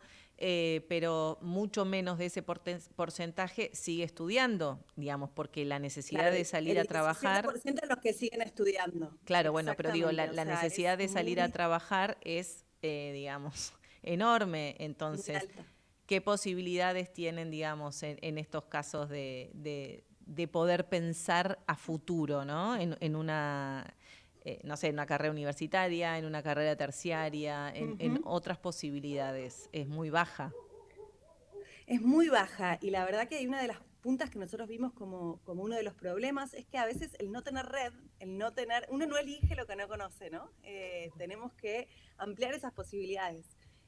Una de las cosas que presentábamos cuando nos postulamos en este premio internacional era todo ese trabajo que hacemos para ir abriendo mundos y que estos sean posibilidades reales, ¿no? Y la encuesta que les hacemos a los chicos en cuarto año, cuando empiezan el proceso de orientación vocacional, eligen todas carreras tradicionales. Vos ves el maestro, el docente, el abogado, todas carreras así. Y termina el proceso y que eligen seguridad, higiene, programación, muchas más carreras en tecnología. Tenemos chicos estudiando de todo. Sí, hay docentes también, pero digo, como que uno les va abriendo esas posibilidades que por ahí en su red directa no conocen. Así que es, primero, generar esas posibilidades, segundo, tenerlos preparados académicamente para que logren después de estar a la altura de estos desafíos, y después hacer un trabajo también de redes de universidades para que se vayan acercando, para que lo vean como una cosa real. Nosotros tenemos la UTN muy cerquita del Cole de Garín, así que tenemos un montón de graduados ahí. Y vamos generando puentes con distintas universidades. Y también abrir las puertas del colegio para que una vez que los chicos egresan, tengan en el colegio también un apoyo y un sostén, ¿no? Ahí ustedes también abren las puertas en ese sentido, porque Muchas veces se generan dificultades cuando estás arrancando en la universidad, se empiezan a generar tantas dudas y esas dudas, por ahí, cuando tenés contención o una familia, digamos, con una tradición de estudio es una cosa. Ahora, cuando eso no está, esas dudas se terminan de diluir y se abandona absolutamente todo. Entonces, que el colegio acompañe también una vez que egresan es fundamental. Sí, totalmente. Y nosotros nos dimos cuenta que ahí había otra punta, además del estudio, en la que teníamos que ir apalancando y acompañando, que es la inclusión laboral. Como decías bien al principio, hay mucha informalidad en los empleos del barrio, hay muchos que trabajan en las familias, en general tienen empleos informales, mucha changa, que decimos, y lo que nos dimos cuenta es que ahí también nos faltaba acompañar un poquito más, ¿no? Poder transmitir ese capital social que da la Fundación también a los chicos y que cuando busquen trabajo puedan estar referidos por nosotros. Y ahí incluimos el programa de inclusión laboral. El programa de inclusión laboral lo ofrecemos a chicos que están en el último año de secundario, que están ya buscando trabajo, nos pasa que eso es urgente, y también lo abrimos a otros egresados, que no son necesariamente egresados del colegio, algunos son papás de nivel inicial, otros son hermanos, primos del barrio. Claro. Lo abrimos a jóvenes entre 18 y 25 años que quieran su primer empleo formal. Y ese programa es muy lindo porque lo que generamos es red, ¿no? Están todos en esos mismos desafíos y los que van cumpliendo con todos los pasitos del programa de formación y de entrevistas simuladas y de vínculo de visitas de empresas, después hacemos puente con búsquedas de trabajo, la intermediación la intermediación laboral con empresas de la zona, ¿no? Con muchos actores que ven en los chicos un talento. Entonces eso es muy lindo porque hay una necesidad también del lado de las empresas y muchas veces ese puente está como roto. Así que ahí crear frente a una necesidad de las mismas empresas, de muchas pymes, de empresas de la zona, Volkswagen, hay un montón de plantas, es una zona industrial donde estamos en Las Tunas y también en Garín. Así que estos programas son un puente muy, muy lindo para generar oportunidades y sanar esa cosa de educación-trabajo, ¿no? Que es tan clave poder construir ahí oportunidades. Malu, ¿qué tienen que tener los docentes que trabajan en este colegio? Porque digo, también tienen que tener una mirada diferente. Uh-huh. Sí, totalmente. Nosotros trabajamos con muchos docentes que son del barrio, que están cerquita, que queremos que vengan siempre, entonces eso es algo que es sostenible. Y lo que buscamos es primero empoderar a los docentes, ¿no? Los docentes son el corazón de nuestra tarea, son profesionales que necesitamos que estén formados, que estén preparados y que tengan ganas de esto, de crecer con el proyecto. Lo que nosotros proponemos distinto es un espacio de trabajo que busca el aprendizaje continuo, la evaluación y la mejora. Se hacen evaluaciones con los docentes, ¿no? Mucha observación del aula, mucha formación situada, observaciones y retroalimentaciones en el propio contexto de enseñanza y de aprendizaje. Así que lo que buscamos es motivaciones, que quieran crecer con nosotros, que aprendamos haciendo, así que ese es un poco el perfil de nuestros docentes. Porque, digamos, tienen que tener una mirada muy aguda, digo, el chico que empezó a faltar y no se sabe por qué, ahí el alerta suena en el primer día, no después de un mes que el nene no vino. Sí. El docente es muchas veces quien identifica. Tenemos un equipo directivo, un equipo de orientación escolar con profesionales de trabajadora social, tenemos psicopedagoga que van acompañando esto, muchas veces invitando a las familias a la escuela, abriéndoles a ellos el espacio para venir, pero como decías recién, muchas veces nosotros yendo hacia las casas, ¿no? Yendo a buscar a los chicos, porque para que aprendan tienen que estar. Entonces, ese trabajito de los docentes, del equipo en general, es fundamental.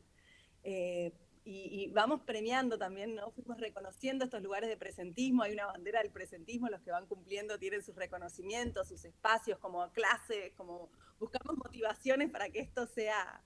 Tenemos un proyecto de Decí Presente que tiene que ver con eso, con motivar, con reconocer, ¿no? La importancia y la responsabilidad de estar.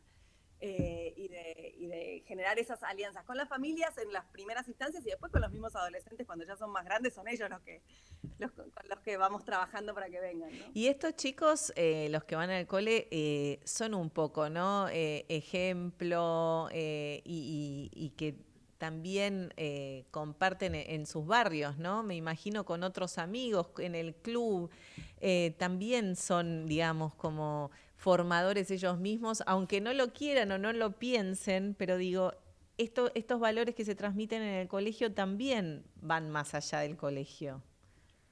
Sin duda, lo más lindo es escuchar cómo los graduados vienen, cuentan sus historias, intercambian, motivan a otros para que se sumen al programa de inclusión laboral, para que participen en las propuestas que hace el colegio. Hoy, en este año, estamos trabajando con los chicos del primario en un proyecto de aprendizaje y servicio que busca generar una respuesta o problemas que ellos detectan en sus comunidades, y estamos trabajando específicamente en el tema de la circulación vial, ¿no? De los semáforos, de los celulares al volante, de cómo cruzar la calle, de cómo circular de manera cuidada. Y es un proyecto muy, muy lindo porque lo hacemos con una escuela especial, que es una escuela estatal que está muy cerquita del colegio, cruzando la calle. Entonces, también teniendo conciencia de eso, de la inclusión en la movilidad.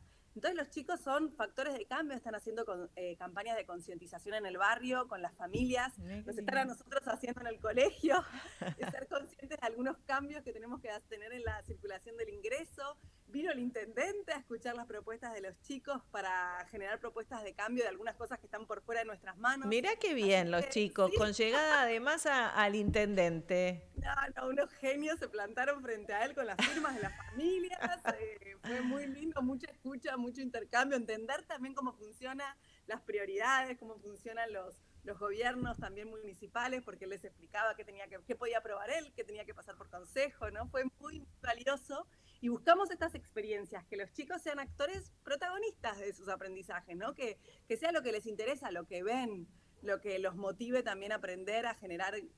Ahí hicieron planos desde la materia de programación, hacían los planos y programaban desde la materia de por ahí más de ciudadanía, estaban conscientes de otras cosas, ¿no? Como que era muy transversal a distintas materias para generar aprendizajes significativos para ellos. Malu, ¿y cómo fue todo el proceso de presentarse a este premio que ganaron el año pasado, todas las etapas? Porque, bueno, ya algo contaste, ¿no? Cómo fueron pensando y a dónde, ¿no? Ubicarse, en qué categoría. ¿Cómo fue todo ese proceso hasta que, bueno, finalmente tuvieron la gran noticia de ser los premiados?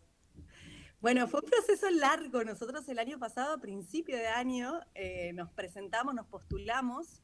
Es un concurso que da Chief for Education, una organización internacional que es muy referente en temas educativos, y tiene distintas categorías, como bien decías. Nosotros elegimos la de colaboración comunitaria porque ese es como el corazón de María de Guadalupe, ¿no? Nosotros sabemos que la escuela puede un montón de cosas, pero hay un montón de cosas que las tenemos que hacer con otros para que tengan una potencia distinta, ¿no?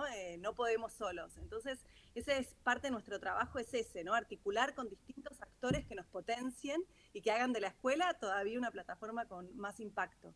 Entonces, no dudamos en la categoría, y lo que postulamos precisamente es ese trabajo donde acompañamos que los chicos no abandonen, que terminen el secundario, pero que lo terminen con herramientas, que tengan mentores profesionales que los acompañen en un mano a mano a definir qué estudiar, que cuenten con un programa de orientación vocacional, que tengan este programa de inclusión laboral, y cómo en poquitos años, con estos dispositivos y con estas voluntades puestas en juego para que esto suceda, logramos reducir la informalidad laboral de los egresados a la mitad y crecer en el acceso al estudio universitario. Así que por ahí fuimos. Fue unos nervios porque presentamos eso en marzo y después tuvimos entrevistas, vinieron a visitar la escuela, tuvimos intercambios con distintos actores. Ellos entrevistaron familias, nos pidieron mucho material para compartir producciones de estudiantes. Eran más de 200 expertos. Una cosa de locos, qué cantidad. Sí, eran 200 expertos que tenían que ver por esto. Para nosotros está buenísimo porque es como tener el aval de estos expertos de que estamos haciendo las cosas bien. Educativos, claro. Por supuesto que nuestro foco era, bueno, la mejor escuela del mundo. Nos pasan un montón de cosas en la escuela. Bueno, eso hablábamos el otro día. En la mejor escuela del mundo también pasan cosas, ¿no? Pasan un montón de cosas. Entonces lo que nosotros decíamos es, la mejor escuela del mundo es porque estás vos y porque la construimos juntos, porque queremos construir las mejores escuelas para el mundo, ¿no? Para tener un impacto en el mundo. Eso fue un poco nuestro enfoque de cómo comunicarlo, cómo reunirnos bajo un lema que nos convoque y que tenga que ver con nuestro espíritu, que es hacer todos juntos las mejores escuelas, que es lo que mueve la misión de María de Guadalupe. Claro, una cosa son todas las expectativas y todo el trabajo que se hace todos los días. Obviamente que problemas todos los días también tienen, me imagino, Sí. digo, y que resolver cuestiones diarias, cotidianas, desde infraestructura, desde los chicos, desde los problemas de las familias, digo, eso también está. Eso también está, sí. Es parte de nuestra realidad de todos los días. Todos los días nos estamos preguntando, nos damos cuenta que por ahí estamos más flojos en esto, tenemos que mejorar en lo otro. Lo que sí podemos garantizar es que nuestro espíritu y nuestra motivación está en la mejora continua, ¿no? En que entendemos la innovación, entendemos la calidad como procesos. Como que vamos hacia eso, queremos generar instancias de mejora, queremos generar resultados. Parte muy diferencial de nuestro proyecto es además querer hacer las cosas a un costo eficiente. Miramos mucho cómo invertimos, cómo sabemos que hay mucha comunidad puesta en juego para hacer posible este proyecto. Eso te iba a preguntar, ¿cómo se sostiene este proyecto? Digo, porque hay gente voluntaria que sostiene, hay donantes, ¿cómo se sostiene? Porque los papás pagan una cuota social. Tal cual. Nosotros hoy tenemos en María de Guadalupe Las Tunas un aporte estatal en primaria y secundaria que nos permite sostener cargos docentes. Estamos en el proceso esperando ya solicitada el aporte estatal en nivel inicial y también en el nuevo colegio. Pero mientras tanto contamos con el aporte, como decías, de las familias, con su cuota social, cubre cerca del 10% de nuestro presupuesto y cerca del 40% es aporte privado. La sociedad civil comprometida con esto. Tenemos un montón de padrinos, de madrinas, de donantes mensuales, de empresas comprometidas. Todos los días estamos buscando nuevos compromisos para seguir creciendo en esta comunidad porque nuestro desafío es infinito. O sea, nosotros queremos abrir más grados en la escuela de Garín, queremos abrir más escuelas, queremos articular con otros proyectos que nos permitan compartir buenas prácticas y seguir potenciando aprendizajes que aporten al sistema educativo. Y todo eso lo hacemos con el aporte de una comunidad comprometida, ¿no? Entonces, esto es un desafío siempre de que ahora abro la invitación, Eso te iba a decir, contanos cómo hacemos para sumarnos. Pueden entrar en nuestra web que es mariaguadalupe.org.ar. Ahí está nuestro botoncito de donación, también ahí para sumarse a recibir boletín de novedades, también están nuestras redes sociales, siempre compartiendo, pero sobre todo esas donaciones, por más chiquitas que sean, son nuestro oxígeno, ¿no? Es ese motor que nos permite crecer. Hoy es un tema de recursos el que no crezcamos más rápido y sabemos que de educación hace falta más proyectos como el nuestro, hace falta seguir articulando con otros y crecer en comunidades de aprendizaje que den futuros distintos, que logremos que los chicos en tercer grado entiendan lo que leen, que los chicos terminen el secundario. Bueno, ese es un punto tan importante, ¿no? que traes, Malu, porque cuántos de estos análisis o de encuestas o de las pruebas también arrojan datos que a veces nos alarman cuando se dan a conocer, pero que a veces no nos metemos, ¿no? Quienes no nos ocupamos de educación y que son estas cuestiones, que chicos que por ahí están en séptimo grado que no entienden lo que leen, que no pueden producir un texto, que no pueden hacer sumas, restas, multiplicaciones o divisiones que ya a esa altura deberían hacer. Y eso, sin eso no hay futuro, digo, porque esas son cuestiones básicas para poder construir una persona y para poder construir sus proyectos. Digo, esto es lo que pasa también en el cole. Totalmente. Hoy la alfabetización para nosotros es bandera, la ponemos junto a toda esta campaña de alfabetización que se está haciendo, muy movidas por Argentinos por la Educación y por un montón de organizaciones que estamos trabajando en esto. Si los chicos no aprenden a leer, después es muy difícil pedirles que sigan desarrollándose y siguiendo el camino hacia estudiar, hacia trabajar. O sea, comprender consignas, comprender textos es clave. Esta semana salió por todos lados, creo que fue la semana pasada, ¿no? Los resultados de las nuevas pruebas de aprendizaje en tercer grado, y es dramático. Sí, es dramático por eso que digo. la mitad de los chicos no entienda en tercer grado un texto simple, que el 10% no sepa codificar las letras, no sepa leer. Eso es realmente un problema. Y nosotros estamos convencidos que eso se puede hacer, no importa el contexto donde salgan, de donde vengan los chicos, ¿no? Nosotros hoy, el 100% de los chicos en tercer grado podemos decir que entienden textos simples. Lo vemos, lo probamos, lo evaluamos y trabajamos todo el tiempo con distintas dificultades, ¿no? Sabemos que hay proyectos de inclusión, que hay trabajo que se va haciendo uno a uno, pero todos los chicos tienen capacidad de aprender. Entonces tenemos que generar las condiciones para que eso suceda. Es que esas capacidades se dan con condiciones posibles, y esas condiciones están en el colegio, no afuera del colegio. Totalmente. En el colegio, en las familias comprometidas y trabajando también en conjunto con ellos. Nosotros hoy tenemos un proyecto muy, muy lindo con las familias para darles también herramientas a las mamás a que se involucren en estos procesos de alfabetización, a que esto no frene ni por vacaciones ni por faltas de herramientas del otro lado. Entonces estamos capacitando a mamás que vienen todas las semanas a acompañar a sus hijos o a otros chicos de las clases en tareas junto con la psicopedagoga, porque a nosotros no nos dan las manos tampoco para seguir todos, y involucrándolas en este proceso, y se están dando resultados fantásticos. O sea que son mamás que colaboran con el colegio en este trabajo.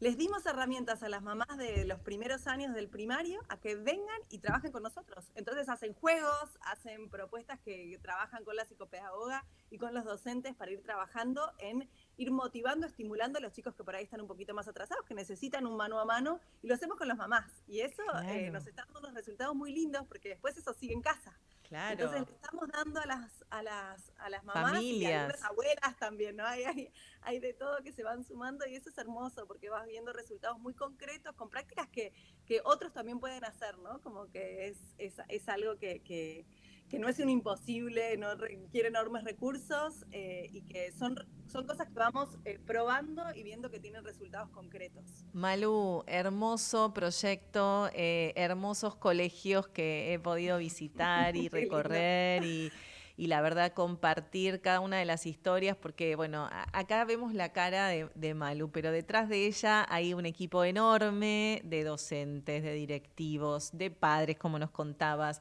de familias enteras involucradas con la educación, que es tan fundamental para poder construir un país diferente. Así que gracias por tu tiempo, gracias por contarnos todo lo que hacen y el gran proyecto que tienen en Fundación María Guadalupe. Gracias, Ani. La verdad que estos espacios nos encantan, porque compartir lo que hacemos, compartir buenas noticias en educación. Es tan lindo compartir buenas noticias, claro que sí. Alentar a muchos más a ser parte, así que la invitación está abierta. Los esperamos en María de Guadalupe. Bienvenidos a todos. Gracias, que tengas un lindo sábado. Y saludos a toda la gran comunidad de la Fundación María de Guadalupe, que es enorme. Gracias. Abrazo grande. Estábamos hablando con Malu Díez, ella es miembro de la Fundación María de Guadalupe, del Colegio María Guadalupe, que ganó el año pasado el premio a la mejor escuela del mundo. En la categoría de compromiso social. En ese colegio los estudiantes, los egresados, tienen sueños, tienen futuro y tienen la posibilidad de seguir construyendo su camino en distintos proyectos, ya sea en las facultades, en terciarios, generando justamente eso, ¿no? Las posibilidades y las oportunidades. Y eso se genera desde muy chiquitos, desde jardín. Así que por eso quería compartir esta historia con todos ustedes. Y bueno, estamos ya cerquita de las 4:30 de la tarde. Seguimos con 18.3 de temperatura, el solcito que sigue pegando acá en la ventana de la radio. Así que vamos a hacer una breve pausa. Ya volvemos. Esto es Nada Personal. Ecomedios.com AM 1220. Estamos con vos. Estamos en vos. Descarga gratis de tu celular la aplicación Ecomedios. Podés escucharnos en vivo, informarte con las últimas noticias y entrevistas en audio y video. Búscala y bajate la aplicación Ecomedios. Podés vernos en vivo en ecomedios.com. Contenidos audiovisuales. Conectate con nosotros. eco@ecomedios.com. Esto es Nada Personal, el espacio donde la palabra vale y la escucha también.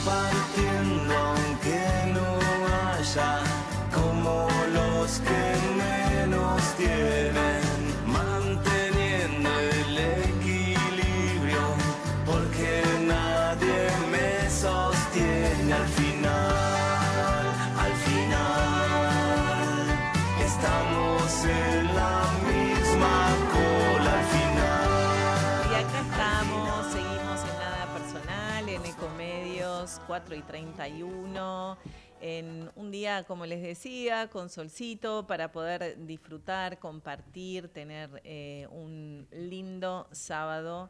Y hoy les quería contar otra historia que está de la mano de la Fundación Lariviere, porque ellos van a hacer una exposición, van a inaugurar justamente una muestra de la fotógrafa Irina Werning. Esta muestra se llama Las Pelilargas, y tiene una historia muy interesante detrás, porque lo que se va a hacer además es una jornada de donación de pelo para poder confeccionar pelucas para mujeres que están atravesando tratamientos oncológicos.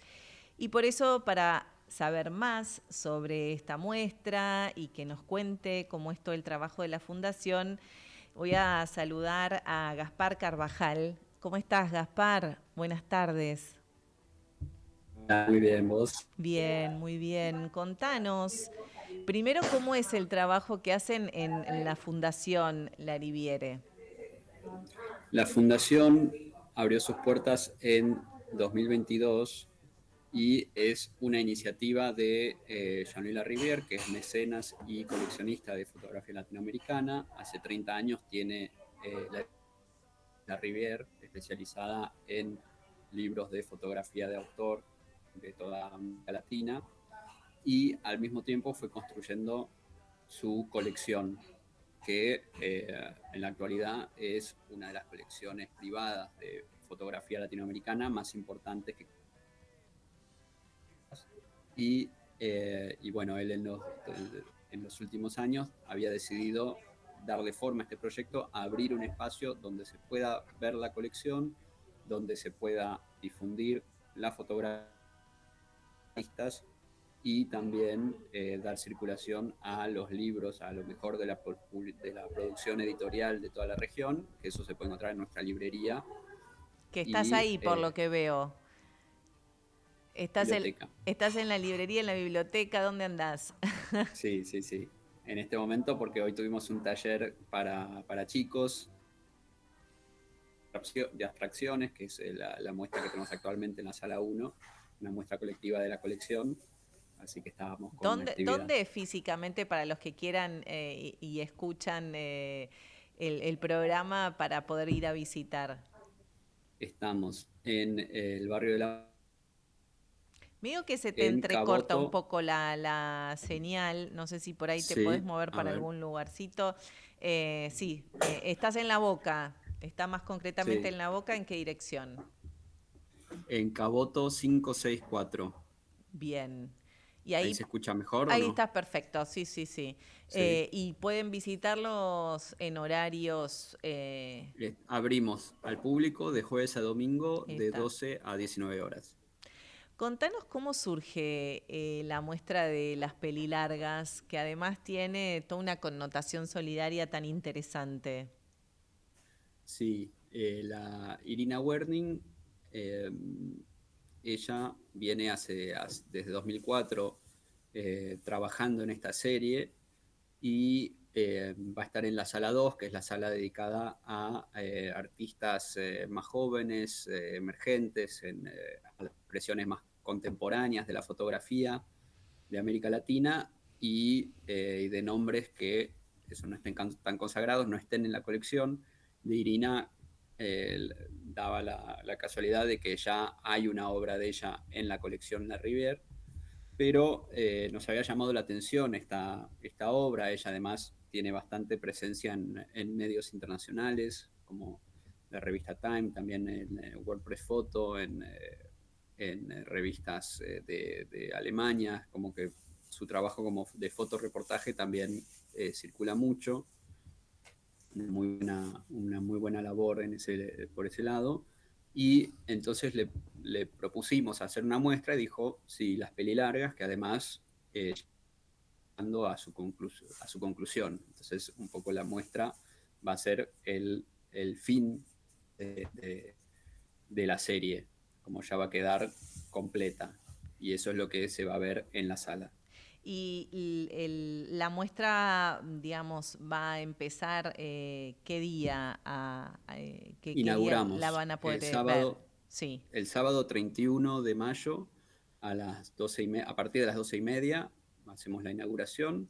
A partir de ahí la van a poder visitar en los días siguientes. Y el 8 de junio tenemos una actividad muy especial, que fue también un pedido de Irina, porque ella, por la historia de la serie, se fue entrando en contacto con una iniciativa que se llama Un Pelito Más Fácil, que la llevan a cabo dos organizaciones, Bellamente y Lado H, dirigida por Karina Cohen, que se carga de recibir donaciones de pelo y confeccionar pelucas para pacientes oncológicas que necesiten una peluca, ¿no? Como todo el interés de estas dos organizaciones tiene que ver con la aceptación de la imagen de sí mismas, pero para todos, no solo para las pacientes, ¿no? Y la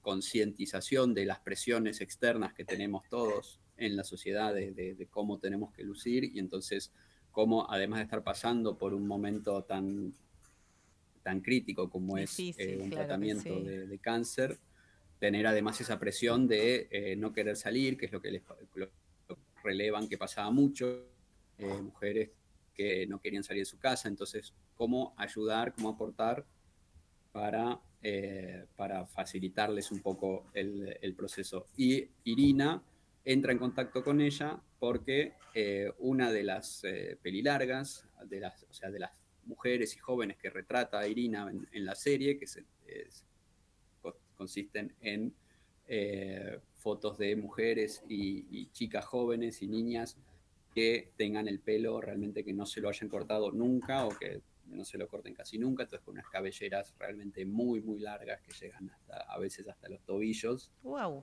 Y Más largo que el mío, mirá, que ya lo tengo largo. en una producción, también unas puestas en escena, colaboración con cada modelo, armar un universo que orbita alrededor de la feminidad y también las distintas formas de la imagen de sí misma. Y Qué lindo, además, ¿sabés, Gaspar? Me pensaba en esto de poder trazar esta línea entre la fotografía y lo solidario, ¿no? Donde se pone la mirada en quienes la están pasando mal y dando espacio, ¿no? A eso, como lo que va a suceder el 8 de junio. Sí, el 8 de junio de 15 a 19 Entonces, en alianza con Un Pelito Más Fácil, va a haber dos peluqueros profesionales que son voluntarios, porque hay también mucha conciencia en la profesión de la importancia del pelo, ¿no? ¿Quién más va a saber lo importante que es eso? Y entonces siempre se prestan y se suman a las iniciativas los peluqueros. Va a haber dos peluqueros para quienes quieran donar su pelo, van a poder venir, van a poder cortarse y llevarse un corte que les guste. Es importante saber que para la donación, en general, no hace falta cortarse todo el pelo, ¿no? Lo que uno pensaría, sino que con un mechón uno ya Mira, puede donar, sí. eso Y, está muy bueno aclararlo. sí, y Porque a veces viste que pensás que te tenés que cortar todo el pelo y claro, quedarte... no es así. No, Tiene que tener un mínimo de extensión de 15 centímetros, mira. es lo que es más útil para luego la confección, pero puede ser eso, un mechón que te lo atás y lo cortás. Y es importante saber que la fundación también va a ser punto de recepción mientras dure la muestra de donaciones. Entonces, alguien que ya tenga el pelo, que tenga la intención de cortarse un mechón o la cantidad que quiera, si los traen en bolsas así atado y seco, eso nosotros lo podemos recibir. Y en unpelitomasfacil.com van a encontrar instrucciones de cómo cortarse el pelo y toda una red de puntos de recolección que tienen en la ciudad, en el AMBA y a nivel federal. Realmente es un trabajo muy, muy valioso donde alguien puede llevar su cabello, que fue una de las primeras cosas que Karina, la directora de Un Pelito Más Fácil, se dio cuenta que había mucha gente que quería donar, pero no sabía cómo, no sabía qué. Totalmente, sabés que sí, esto es muy interesante lo que estás contando. Por supuesto se pueden meter en un pelito más fácil, con más detalles ahí van a dar de esto que estás señalando, ¿no? Cómo te tenés que cortar el pelo, qué cantidad, qué características tiene que tener el pelo también, ¿no? Me imagino, porque muchos se pensarán que, no sé, uy, si estoy teñida, no sé. Hay como un montón de cuestiones a tener en cuenta. Sí, la más importante es el largo, después todo sirve, porque también lo que decía, no, bueno, yo tengo rulos, entonces no, yo tengo el pelo teñido, todo sirve. Es impresionante cómo hacen para hacer las pelucas. Es un trabajo muy, muy delicado y muy lindo.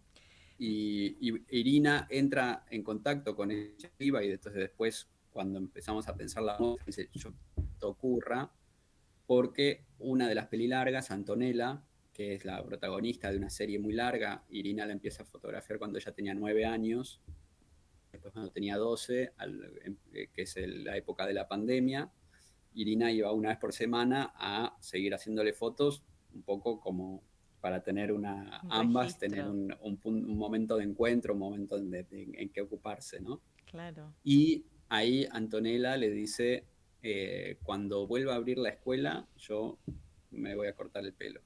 Mira, Y bueno, tuvo que esperar, pero llegó el obviamente momento.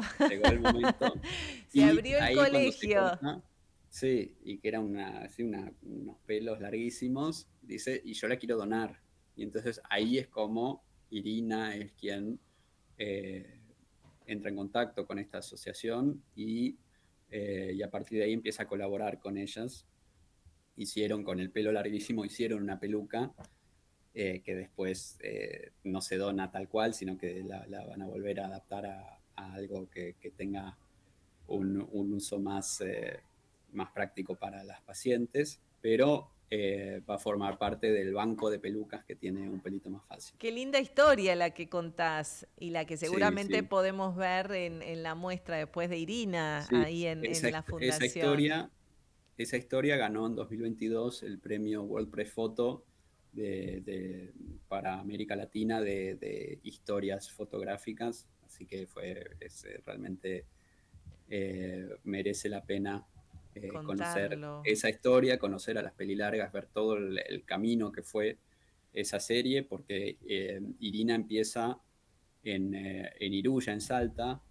Ella había ido estaba haciendo un trabajo que era de documentar escuelas rurales y estaba en Iruya, que es una localidad bastante remota, el En acceso no Salta. es sencillo, Es en difícil Salta. para acceder, claro. Sí. Y viviendo ahí empieza a ver que las mujeres y las chicas tenían unas cabelleras Larguísimas. notables y empieza a querer retratarlas y entonces por la inventiva empieza a armar concursos de peli larga, hacía ella los carteles, distribuía los flyers en los hospitales, en las escuelas, en los museos para convocar a estas chicas y bueno, daba sus resultados, de ahí son las primeras fotos y también ahí ella volvió a Iruya en algunos casos 20 años después o 10 años después a retratar a las mismas chicas, así que hay todo como un despliegue de muchas historias que se esconden del pelo, digamos. Y detrás de cada una de las fotos. Sabes que esta Sí. semana, lamentablemente, bueno, hablando de fotografías, no puedo dejar de no mencionar la muerte de Sebastião Salgado, este fotógrafo, ¿no? Que documentó de manera bastante cruda toda la situación de la Amazonia y puso y denunció, ¿no?, todas las situaciones que se vivían en ese lugar de Brasil, y la verdad es que, bueno, también, ¿no?, pienso en cuánto los fotógrafos nos exponen a situaciones, historias, como, bueno, en este caso tan interesante lo que hace Irina también. Sí, sí, bueno, Sebastián Salgado, uno de los mayores exponentes, ¿no? Un maestro de la fotografía y que la llevó a la fotografía brasileira y latinoamericana a todos los del mundo, ¿no? Y de mostrar la potencia en retratar a lo humano y también retratar al mundo natural y animal, ¿no? Todo con una belleza, una delicadeza Impresionante. en su obra, sí. Sí, Sí, digo, sí. no podía dejar de mencionar este hecho que la verdad es que, bueno, nos impactó justamente esta semana, pues falleció a los 81 años, como decís vos, un brasileño que ha puesto a la imagen y a la fotografía en el primer plano, en el primer mundo, ¿no? Sobre todo la latinoamericana. Sí, sí, sí. Y, bueno, no, esto estoy suponiendo, pero el trabajo de Irina tiene algo de ese espíritu porque es Claro. retratar este fenómeno, pero sin, eh, sin dejar de lado de que se trata de un reportaje o un retrato fotográfico, ¿no? Ella no busca tanto analizar ni explicar, es como que deja que quienes tengan que ponerle palabras a eso lo hagan. Ella realmente se queda en la imagen, en producir estas imágenes, esos encuentros. Después, por su personalidad también entabla relación con muchas de las chicas que fue retratando, ¿no? Es toda una historia de vida, pero eso está en las imágenes y en su curiosidad y en su interés que también la llevó a Otavalo, un pueblo en Ecuador, creo que cerca de las Galápagos, donde son los hombres de la comunidad los que son los pelilargos, los que no se cortan el pelo, y eso Son también los es hombres los pelilargos. sí, Esa es otra otras historia. series, sí, pero que también forman parte de la muestra, así que otro aspecto más a descubrir. Gaspar, no sé si estás con la compu, con el teléfono, ¿nos podrás mostrar dónde estás como para ponernos un poco en contexto? Digo, porque la verdad A que ver. llama mucho la atención y dan ganas de ir a ver, ¿no? Sí, bueno, esta es la biblioteca de los libros Sí. de Jean-Louis Larivière sobre fotografía latinoamericana y que forman parte también de la colección y son la base de la información que podemos tener sobre las obras, ¿no? Entonces es en Claro. valor una fuente de información y Tranquilo, vos principal. movete mientras ahí está. Así podemos conocer un poquitito y poner en contexto dónde estás, que es un lugar tan interesante, ¿no? Y además convocar para que vayan a visitarlo ahí en La Boca. Claro, esta es la muestra actual de la colección, lo que ven ahí de fondo, no sé si No cuánto se vemos puede tanto ver. porque hay mucha luz de fondo y nos hace un Sí. contraluz tremendo, pero no importa. Pero bueno, la biblioteca da sobre sobre la sala, que en este momento tenemos la muestra abstracciones fotográficas, que también la van a poder venir a visitar si vienen a ver la muestra de Irina. Tenemos varias salas para poder visitar. Claro, la sala 1, que es la sala de la colección, donde ocurre por ejemplo, esta muestra de abstracciones, donde estuvieron la fotógrafa chilena Leonora Vicuña antes y el año pasado, y antes de ella Fernel Franco, que es un gran fotógrafo colombiano, y grandes nombres de la fotografía argentina, como Facundo Zuviría y Juan Travnik. Bien. Y después en las otras salas... Y la otra sala, la sala 2, donde ocurren estas muestras. Hasta la semana pasada tuvimos a Francisca López, con una muestra llamada Un mar íntimo, también relacionado a la abstracción y en su relación con quien fuera su maestro, que era Vandy Binder. Entonces, como algo más meditativo, y donde se va a desplegar el mundo de Irina, de las pelilargas.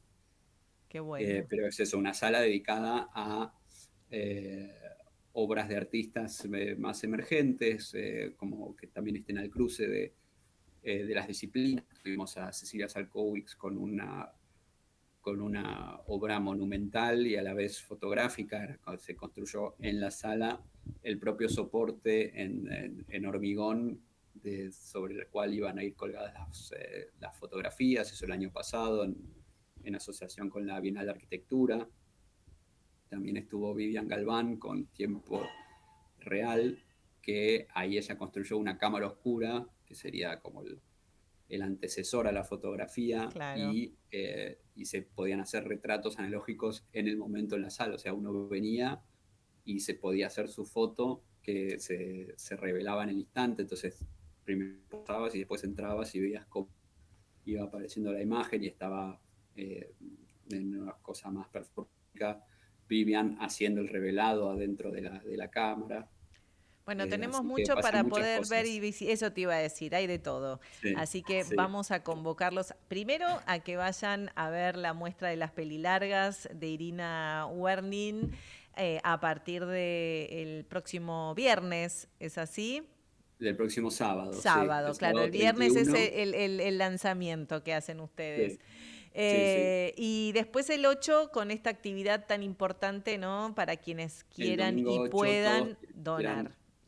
Quienes quieran donar pelo, el domingo 8 de 15 a 19 horas vamos a estar haciendo esta jornada con un pelito más fácil. Ahí está. Y después se quedan mirando el resto de las salas, que son todas muy interesantes, conocer la fundación, que es tan también atractiva, así que está en la boca. Repetime. Sí, descubrir algún libro que se quieran llevar de la librería. Mira, ahí está. Porque hay mucho programa. Mucho programa para hacer el fin de semana, así que Gaspar Carvajal, muchísimas gracias. Te mandamos un abrazo grande de ahí desde la Fundación La Rivière. Bueno, muchísimas gracias por invitarnos, por difundir la próxima inauguración y la acción de... Claro que sí, siempre es necesario. Te mando un abrazo grande, buen sábado. Igualmente, y para toda la audiencia. Gracias. Chao. Estábamos hablando con Gaspar Carvajales de la Fundación La Rivière, una fundación dedicada justamente a la fotografía, donde se va a mostrar, se va a realizar una muestra muy particular, el de las pelilargas de Irina Werning, con una pata solidaria y social muy importante, porque a partir del domingo 8 de junio se van a recibir. Primero que ese día podés ir si querés donar pelo, para poder hacer pelucas para personas que están en tratamientos oncológicos, y si no también podés entrar a la organización Un Pelito Más Fácil, donde, bueno, ahí te van a dar todas las recomendaciones, si querés donar tu pelo, de cómo cortarlo, dónde llevarlo también. En la fundación, en La Boca lo reciben. Así que son todas propuestas para que las tengas en cuenta, para conocer, para el próximo fin de semana, para el otro. Ya andá agendándote porque hay mucho por hacer en la ciudad de Buenos Aires. Bueno, ya estamos llegando al final del programa de Nada Personal. un programa que tuvo absolutamente de todo, ¿no? Fuimos atravesando distintos temas, todos muy, muy interesantes. Así que nada, primero agradecer a Javier Martínez en la operación técnica, que siempre está ahí al pie del cañón, también al espacio, a Ecomedios. Y bueno, qué decirles, ¿no? Que disfruten de este fin de semana, que puedan estar al lado de sus seres más queridos, que puedan transmitirles todo lo que sienten, no se queden con nada, disfruten, hagan lo que tengan que hacer, pero siempre diciendo lo que tienen para decir, no se queden con nada dentro. Que tengan un hermoso sábado, un gran domingo y nos vemos, por supuesto, acá en este mismo lugar, en Nada Personal, el próximo sábado. Chau, chau.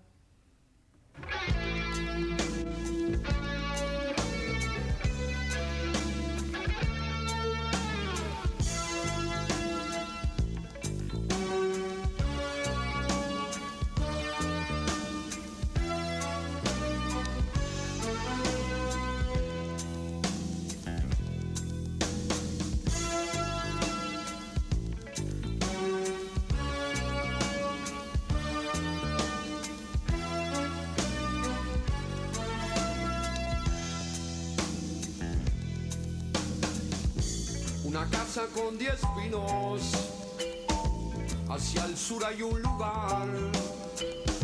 Ahora mismo voy allá, porque ya no puedo más, no puedo más, no puedo más. Vivir en la ciudad, entre humo y soledad, no se puede respirar, nunca más, nunca más en la ciudad. Un jardín y mis amigos no se puede comparar con el ruido infernal de esta guerra de ambición para triunfar y conseguir prestigio en la ciudad, dinero y nada más, sin tiempo de mirar, un jardín bajo el sol antes de morir.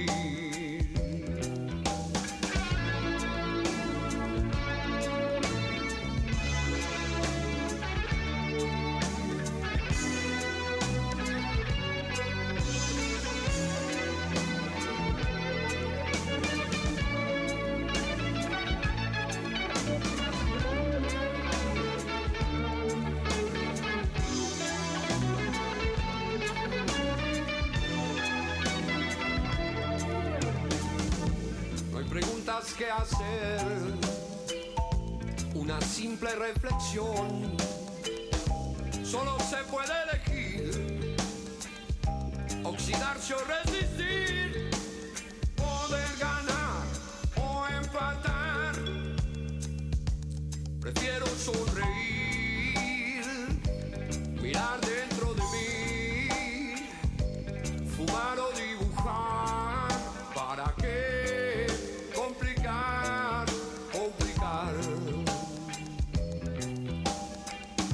Una casa con 10 pinos, hacia el sur hay un lugar. Ahora mismo voy allá, porque ya no puedo más, no puedo más, no puedo más.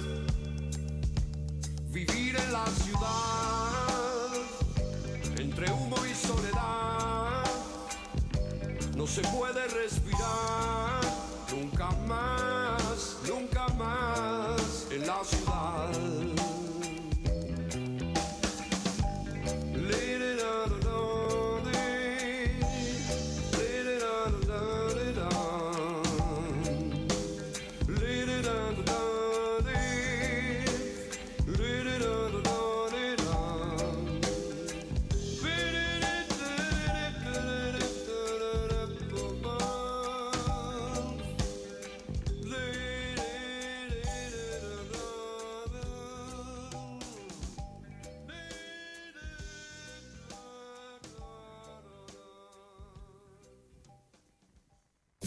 Desde Buenos Aires, transmite LRI 224, AM 1220, Ecomedios.